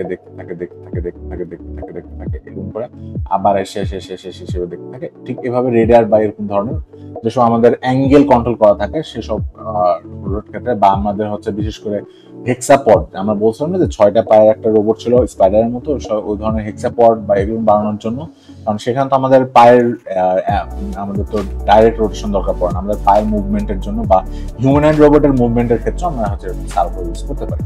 আরেকটা জিনিস আছে হচ্ছে সেটা হচ্ছে স্টেপার মোটর। স্টেপার মোটরটার দাম অনেক বেশি, বাট স্টেপার মোটরটার বিশেষত্বই হলো এটা অনেক প্রিসাইজ কন্ট্রোল ওয়াইজ সিগন্যাল দিয়ে হচ্ছে এই জিনিসটা কন্ট্রোল করা হয়। আপনারা যদি আপনাদের প্রিন্টারের মধ্যে যদি দেখে থাকেন, প্রিন্টারের মধ্যে যে মোটরগুলো ইউজ করা হয় সেই মোটরটা হচ্ছে স্টেপার মোটর। অ্যান্ড একটা স্টেপার মোটরকে 1.8 degree per step by step, মানে এটার যে রোটেশনটা, এটা চলে ডিসি মোটরের মতো, বাট ডিসি মোটরের কিন্তু রোটেশনটা ভাবে কাউন্ট করা যায় না, বাট এটাকে হচ্ছে সেভাবে কন্ট্রোল করে স্টেপার মোটরটা ইউজ করা হয়। স্টেপার মোটরের সবচেয়ে বেশি use CNC machine, 3D printer, তারপর আমাদের যে প্রিন্টার থাকে বাসা বাড়িতে সেই প্রিন্টারের মধ্যে সাধারণত স্টেপার মোটরটা ইউজ করা হয়। তো আরেকটা ধরনের মোটর দেখি, এটা হচ্ছে আমাদের ব্রাশলেস ডিসি মোটর বলে। এখানে 3টা পিন আছে। এই ডিসি মোটরটা হচ্ছে পালস দিয়ে কাজ করে। এই মোটর এই পিন একবার ধাক্কা দেয়, তারপর এই পিন একবার ধাক্কা দেয়, এই পিন একবার ধাক্কা দিয়ে এভাবে ধাক্কা দিয়ে দিয়ে করে। এই জিনিসটাই ইউজ করা হয় বিভিন্ন রকম ড্রোনে। এটাতে দেখা যাচ্ছে 10,000, নর্মাল ডিসি মোটরের আরপিএম থাকে 300 অর 1000 এরকম আরপিএম থাকে, বাট ডিসি মোটরের দেখা যাচ্ছে মিনিমাম রোটেশনই আসে 10,000 আরপিএম বা 100 আরপিএম, এরকম 10,000 আরপিএম। এই জিনিসগুলো সাধারণত হেলিকপ্টার বা ড্রোন এইসব ক্ষেত্রে এই হচ্ছে আমাদের ব্রাশলেস ডিসি মোটরটা ইউজ করা হয়।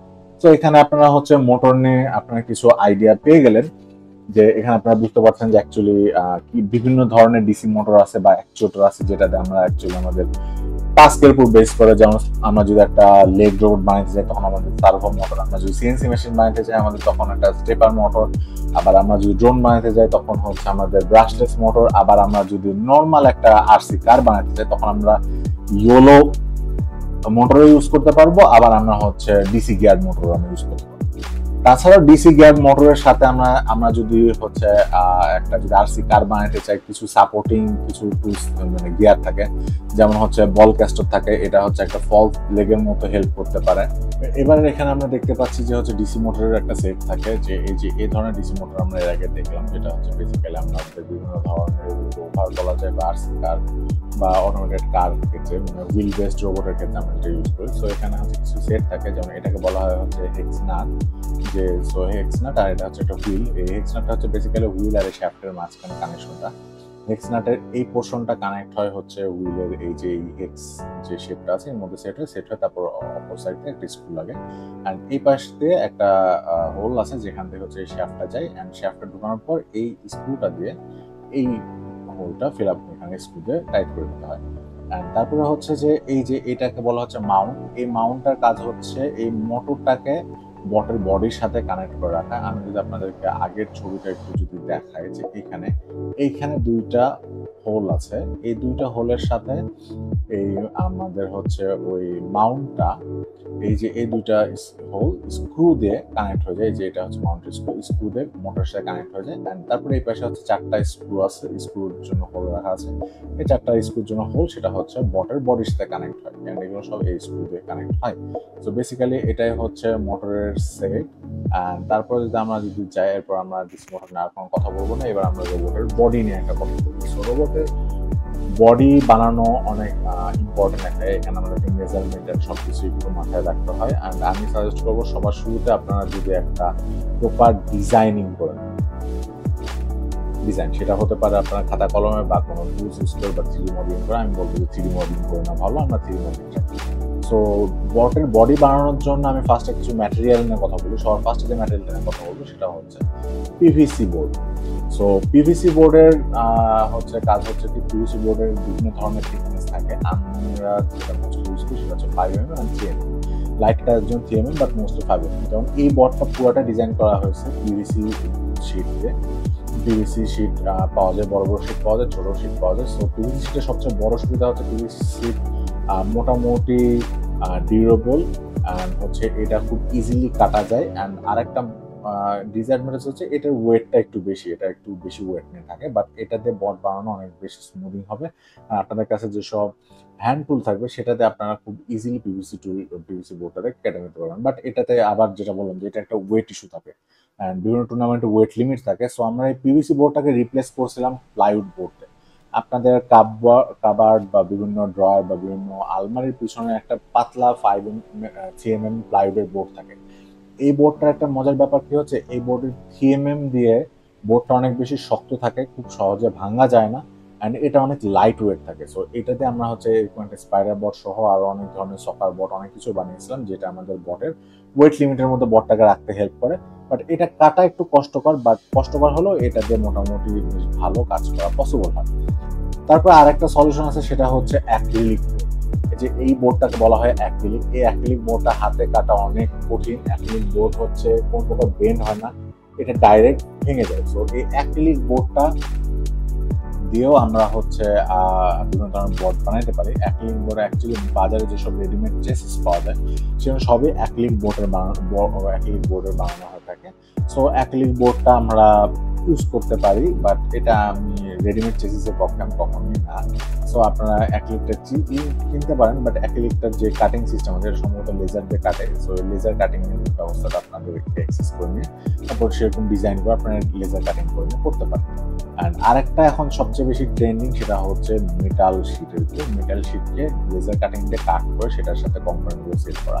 আই থিঙ্ক এটা বিভিন্ন ধরনের রোভার বা ডিউরেবল সারফেসের জন্য এই আইডিয়াটা অনেক ভালো একটা আইডিয়া।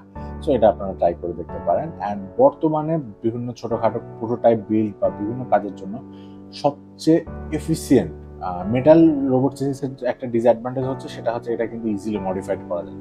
সবচেয়ে এফিসিয়েন্ট যেটার কথা বলছেন বর্তমান যুগে, সেটা হচ্ছে 3D প্রিন্টার। একটা বট আপনি 3D ডিজাইন করলেন, তারপর সেটাকে প্রিন্টে দিয়ে দিলেন, 3D প্রিন্টার দিয়ে আপনি 3D প্রিন্ট করে সেটাকে খুব আরামে ইউজ করতে পারেন। অ্যান্ড যেটা আপনার মডিফাই করা লাগবে সেটা আপনি একটু ডিজাইনটাকে চেঞ্জ করে না আরেকবার প্রিন্ট করে নিলে আপনি আরামে ইউজ করতে পারবেন। সো 3D প্রিন্টার এখনকার যুগে সবচেয়ে বেশি ইফেক্টিভ একটা সলিউশন আমার কাছে মনে হয়।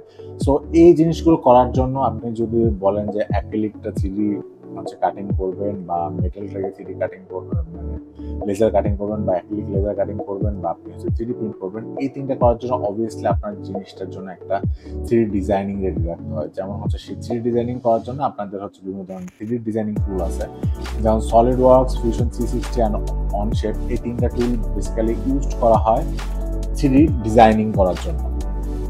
সো আপনারা ট্রাই করে দেখতে পারেন এই তিনটা tool. Basically I would recommended Fusion 360 or SolidWorks, কারণ এর দ্বারা অনেক বেশি একটা কমিউনিটি আছে। সো বিভিন্ন প্রবলেম করলে আপনি বেশ হেল্পটা বেশি পাবেন, বা সলিউশনটা বিভিন্ন বাগের সলিউশনটা আপনারা বেশি পাবেন।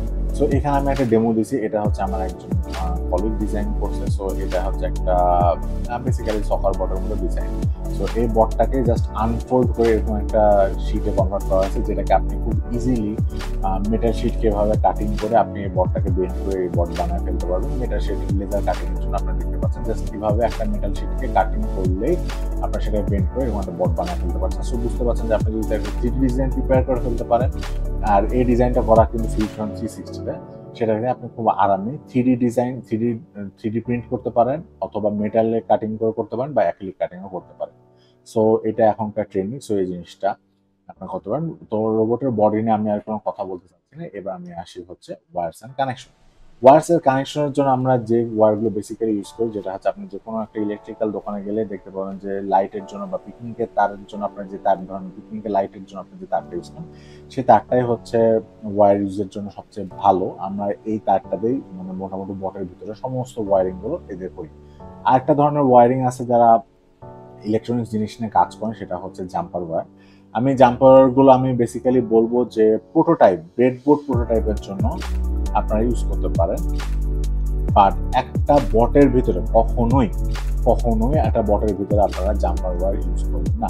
জাস্ট বেসিক্যালি ব্রেডবোর্ডের সাথে আপনারা কানেকশন টেস্ট করছেন, সেন্সর টেস্ট করছেন, সেগুলো কাজের জন্য জাম্পার অনেক বেশি হ্যান্ডি। কারণ জাম্পার ওয়্যার বিভিন্ন ধরনের পিন থাকে, যেমন male to male pin, male to female pin থাকে। এই জিনিসগুলো বিভিন্ন ধরনের সেন্সরে কানেকশনের জন্য হেল্প হয়। আপনারা ক্যাটাগরি দেখে বুঝতে পারছেন যে মেল টু মেল কোনটা, মেল টু ফিমেল কোনটা, মেল টু ফিমেল কোনটা। সো সেটা আপনারা ইউজ করতে পারেন। আরেকটা জিনিস আমি বলবো যে রকার সুইচ নিয়ে কিছু কথা বলবো, যে কোনো বট বলেন বা যে কোনো কম্পোনেন্ট বা যাই বানান, অবভিয়াসলি একটা রকার সুইচ রাখবেন বা একটা কি সুইচ রাখবেন। কি সুইচ থাকা অনেক বেশি একটা অ্যাডভান্টেজ অ্যান্ড অনেক বেশি একটা ফিনিশিং ভালো বোঝায়।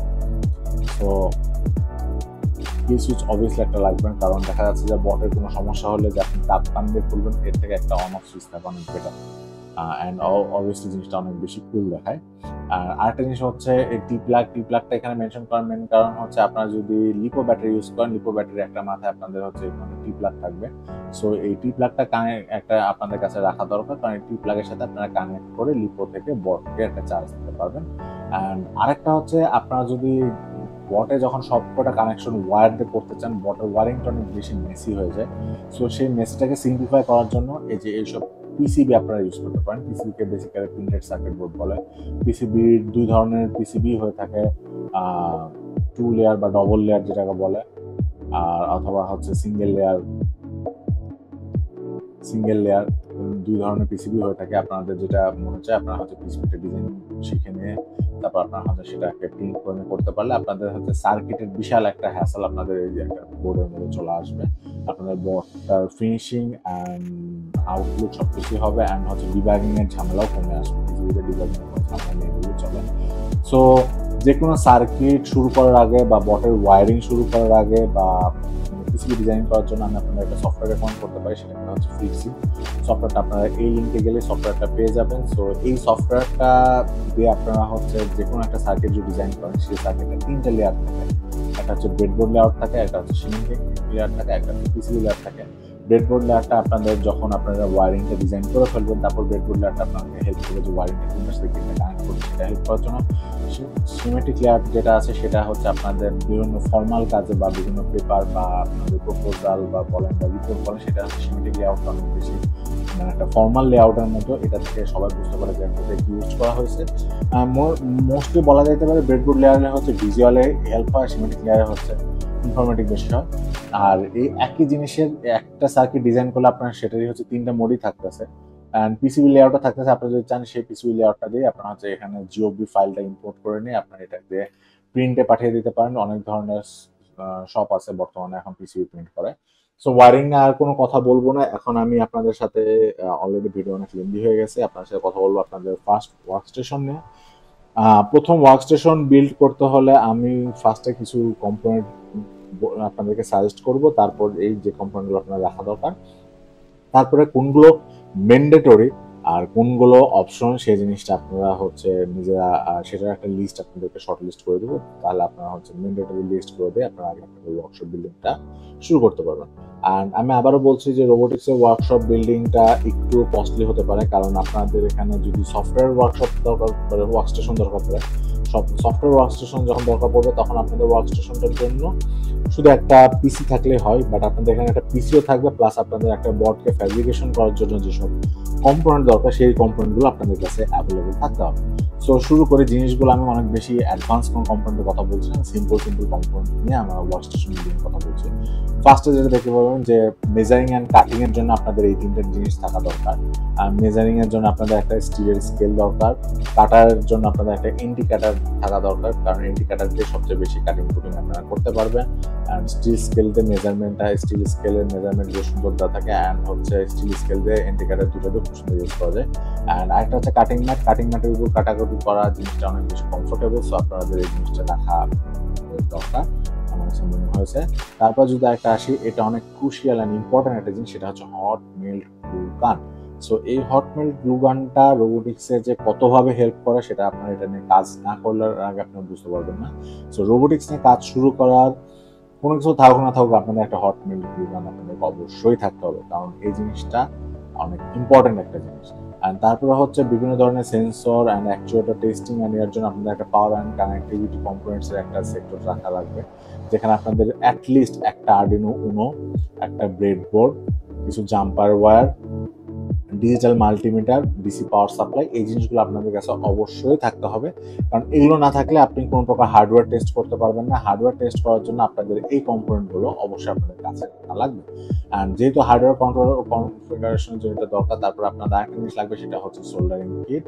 সোল্ডারিং কিটে ইম্পর্টেন্ট কারণ হচ্ছে কিছু সেন্সর আসে যেটা পিন সোল্ডার করা থাকে না, সেটাকে পরে সোল্ডার করতে হয় আনপ্যাকের পরে। অ্যান্ড তারপরেও হচ্ছে অনেক জায়গায় আছে ডিসি মোটরের ক্ষেত্রেও গোড়াগুলো যদি সোল্ডার না করা হয় বিভিন্ন ধরনের স্পার্কিং হয়, স্পার্কিং থেকে হিট উৎপন্ন হয় আর মোটর পুড়ে যাওয়ার একটা আশঙ্কা থাকে। সো আপনাদের হচ্ছে সোল্ডারিং আয়রন তো অবশ্যই থাকতে হবে। সোল্ডারিং লেড দিয়ে সোল্ডারিং কমপ্লিট করা হয়, রেজিন দিয়ে সোল্ডারিং আয়রনের টিপ ক্লিন করা হয়, স্ট্যান্ড হচ্ছে সোল্ডারিং আয়রন যখন গরম থাকে স্ট্যান্ডে রাখার জন্য। আর সোল্ডার সাকার হচ্ছে ডিসোল্ডারিং করার জন্য সোল্ডার সাকারটা দরকার পড়ে। সো এই কয়টা সোল্ডারিং কিটটা আপনাদের কাছে অবশ্যই একটা রাখা দরকার। আরেকটা ইম্পর্টেন্ট জিনিস হচ্ছে স্ক্রু ড্রাইভার কিট। আপনি বটের স্ক্রু লাগান বা না লাগান, বিভিন্ন সেন্সার বলেন, মোটর ড্রাইভার বলেন, সেগুলো সব জায়গাতে আপনাদের একটা স্ক্রু ড্রাইভার কিট অবভিয়াসলি সবসময় একটা দরকার পড়ে। সো স্ক্রু ড্রাইভার কিটটা সবসময় একটা কাছে রাখতে পারেন। আমার কাছে মানে শুরুতে এই স্ক্রুড্রাইভার কিটটা রাখতে পারেন। এখানে অনেক ধরনের মান থাকে, তার ওয়ান থাকে। আমি যদি আপনাদের চান একটু, এটা একটু দাম বেশি, বাট এটা একটু বেশি হ্যান্ডি। সো আমি এই জিনিসটা ইউজ করি। সো আপনারা হচ্ছে এই দুটো স্ক্রুড্রাইভার যে কোনো একটা ইউজ করতে পারেন। তারপর আসি হচ্ছে প্লায়ার্স নিয়ে। প্লায়ার্সের মধ্যে cutting pliers, tweezer, nose pliers, wire stripper, এই চারটা প্লায়ার্স বলেন আর টুইজার বলেন, সব কটাই হচ্ছে অত্যন্ত দরকার পড়ে। অ্যান্ড বিশেষ করে কাটিং প্লাসটা সবচেয়ে বেশি দরকার পড়ে বিভিন্ন ধরনের তার কাটা অ্যান্ড এই কাজের জন্য কাটিং প্লাস মাস্ট। সো এখন আমি হচ্ছে আপনাদের যে এখন যতগুলো টুলস বললাম, সেই টুলসটাকে আমি দুইটা ক্যাটাগরিতে ভাগ করছি। একটা হচ্ছে ম্যান্ডেটরি টুলস, একটা হচ্ছে optional tools. So mandatory tools আমি যদি একটু সিম্পলিফাই করে বলি যে আপনার ওয়ার্ক স্টেশনে এই ম্যান্ডেটরি টুলসগুলো যদি না থাকে, আপনার ম্যান্ডেটরি টুলসকে আমরা ওয়ার্ক স্টেশন করতে পারবো না। তো এই ম্যান্ডেটরি টুলস যখন থাকবে তখন আপনার একটা কংগ্রাচুলেশন, আপনার একটা ওয়ার্ক স্টেশন আছে রোবোটিক্সের, যে ওয়ার্ক স্টেশনে আপনি বেসিক মিনিমালিস্টিক রোবোটিক্সের কাজকাম আপনি করতে পারবেন। অ্যান্ড তারপরে এইটাকে আপনি যদি এই অপশনাল টুলস সহ যদি আপনার ওয়ার্ক স্টেশনটাকে আপনি নিয়ে আসেন, তাহলে আমরা বলতে পারি যে আপনার কাছে একটা কমফোর্টেবল একটা রোবোটিক্সের ওয়ার্ক স্টেশন আছে। সো আমি আবারও বলছি, এটা এনাফ না, এর সাথে আরো অনেক কিছু টুলসের দরকার পড়ে। বাট এই জিনিসটা আপনাকে শুরু করতে হবে, মানে স্টার্টিং হিসেবে আপনাদের ওয়ার্ক স্টেশনটা আপনাদের বা এই ওয়ার্ক স্টেশনটা আপনাদের দরকার, মানে যেটাতে আপনি মোটামুটি একটা বেসিক লেভেলের রোবট আপনার ফ্যাব্রিকেশন করার ক্যাপাবিলিটি অর্জন করতে পারেন।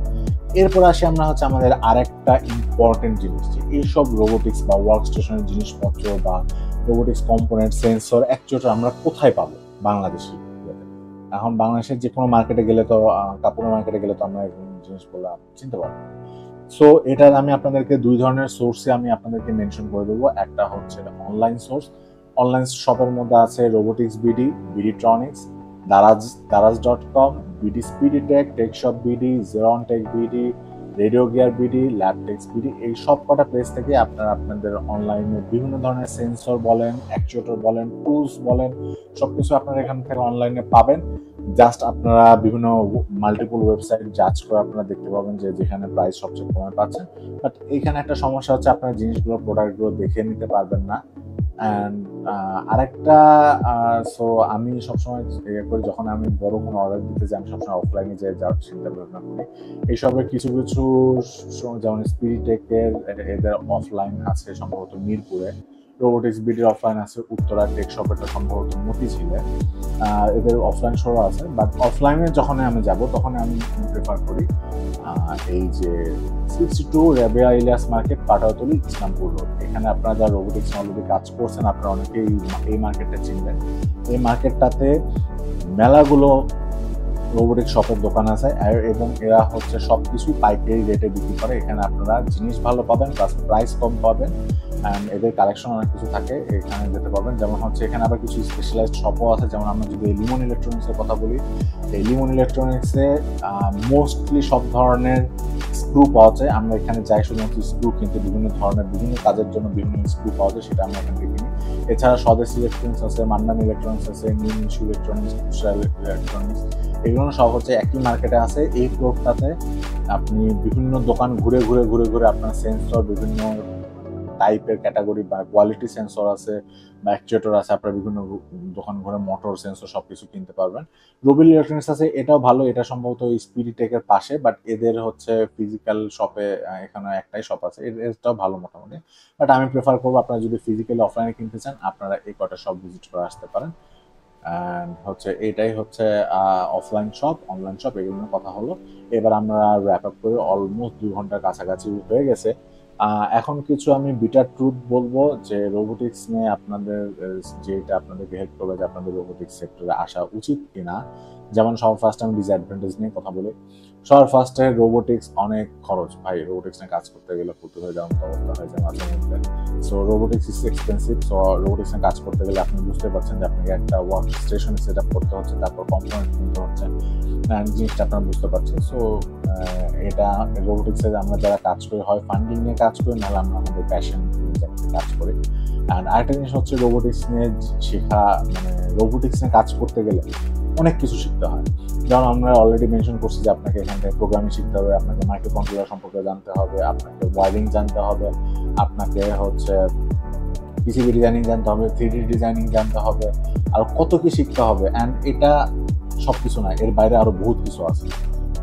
অ্যান্ড এটা আর একটা জিনিস যেটা, এটা হচ্ছে রিসোর্স অনেক লিমিটেড, এটা একটা হচ্ছে সমস্যা। আপনার বিভিন্ন ধরনের ভিডিও টিউটোরিয়াল পাইলেও দেখা যাচ্ছে ভিডিও টিউটোরিয়ালে যে সেন্সরটা ইউজ করছে, যে অ্যাকশনটা ইউজ করছে, সেটা হয়তো বাংলাদেশের মার্কেটে আপনি নাও পেতে পারেন। সো এই ধরনের রিসোর্স নিয়ে একটা লিমিটেশন থাকে। যদিও বর্তমানে বাংলাদেশে অনেকে রোবোটিক্স নিয়ে কাজ করছে, আমাদেরও কোডাট্রন এই রোবোটিক্স রিলেটেড কন্টেন্টটি ক্রিয়েট করার চেষ্টা করতেছে, যেন আপনাদের যে দেশি রিসোর্সে যেন আপনারা রোবোটিক্স নিয়ে কাজ করতে পারেন বা কীভাবে করতে হয় সেটা নিয়ে আপনারা কাজ করতে পারেন। অ্যান্ড এটা হচ্ছে ডিসঅ্যাডভান্টেজ আমার কাছে মনে হয়েছে। আর কিছু অ্যাডভান্টেজ নিয়েও কাজ করি। অবভিয়াসলি আপনি যখন একটা রোবোটিক্স নিয়ে কাজ করুন, আপনার কম্পিউটেশনাল থিঙ্কিং, কারণ আপনি একটা যদি হেক্সাপড রোবট যদি আপনি বানান, আপনি হেক্সাপডের একটা পা ডিজাইন করতে, তাদের ক্যালকুলেশন, তাদের মুভমেন্ট, এগুলো যদি আপনি ইমপ্লিমেন্টেশন করতে পারেন, আপনার সবকিছু কিন্তু একটা ম্যাথের একটা স্কিলটার উপর দাঁড়ায় আছে। সো আপনার অবভিয়াসলি আপনার কম্পিউটেশনাল থিঙ্কিং অনেক ডেভেলপ হবে আপনি যদি রোবোটিক্স নিয়ে কাজ করেন। তারপরে হচ্ছে আবার যদি আপনি যদি রোবোটিক্সে মোটামুটি এক্সপার্ট হয়ে যান, আপনার একটা ক্যারিয়ার, আপনার একটা স্মুথ ক্যারিয়ার বিল্ড হয়ে যাবে। কারণ রোবোটিক্সে অনেক কিছু শেখা লাগে। এত কিছু আপনি যদি শিখে যান, আপনি অলরেডি মার্কেট কম্পিটিশনের থেকে অনেক উপরে চলে গেছেন। সো আপনার লেভেলে খুব কম মানুষ আছে আর যেখানে আপনি হচ্ছে আপনি নিজে আপনার হচ্ছে স্কিলগুলোকে সেভাবে ডেভেলপ করতে পারেন। কোডিং স্কিল আসবে, আপনার হচ্ছে 3D ডিজাইনিং স্কিল আসবে, ওয়ারিং স্কিল আসবে, হার্ডওয়্যার স্কিল আসবে, সব কিছু যখন আসবে, এটা আপনার একটা মাল্টি ডিসিপ্লিনারি ক্যারিয়ারের দিকে আপনি ফোকাস করতে পারবেন। অ্যান্ড আরও একটা জিনিস আছে যে রোবোটিক্সে আপনি হচ্ছে আপনার যখন একটা প্রজেক্ট করছেন, আপনার সামনে হচ্ছে যখন আপনার বটটা যখন সাকসেসফুলি রান হচ্ছে, বটটা চলছে, সেটা আপনাকে একটা অন্যরকম স্যাটিসফ্যাকশন আপনাকে দিবে। অ্যান্ড সেটা হচ্ছে একটা স্টাডিতেও দেখা গেছে যে যারা হচ্ছে রোবোটিক্স নিয়ে কাজ করে তাদের মেন্টাল হেলথের কন্ডিশন অনেক ভালো থাকে। যদিও কাজ করার টাইমে আমি মেন্টাল হেলথের কথা বলতে পারতেছি না, বাট আউটপুট ভালো আসলে অবভিয়াসলি সেটা আপনাকে মেন্টাল হেলথ অনেক ইম্পর্টেন্ট। সো রোবোটিক্সটা কি?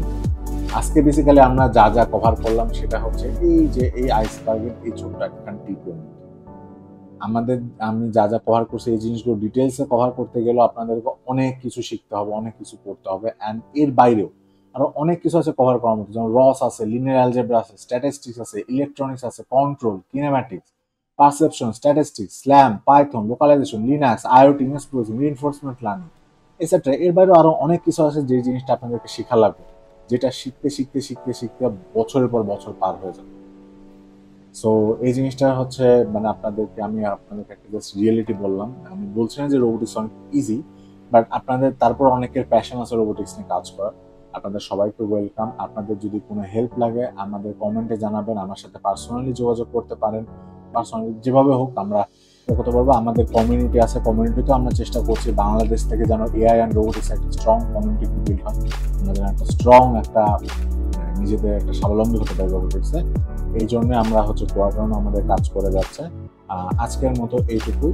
আল্লাহ হাফেজ, আসসালামু আলাইকুম। আশা করি আপনাদের যাবতীয় ফিডব্যাক বা আপনারা একটা কমেন্ট সেকশন আমাদেরকে জানাবেন। Thank you.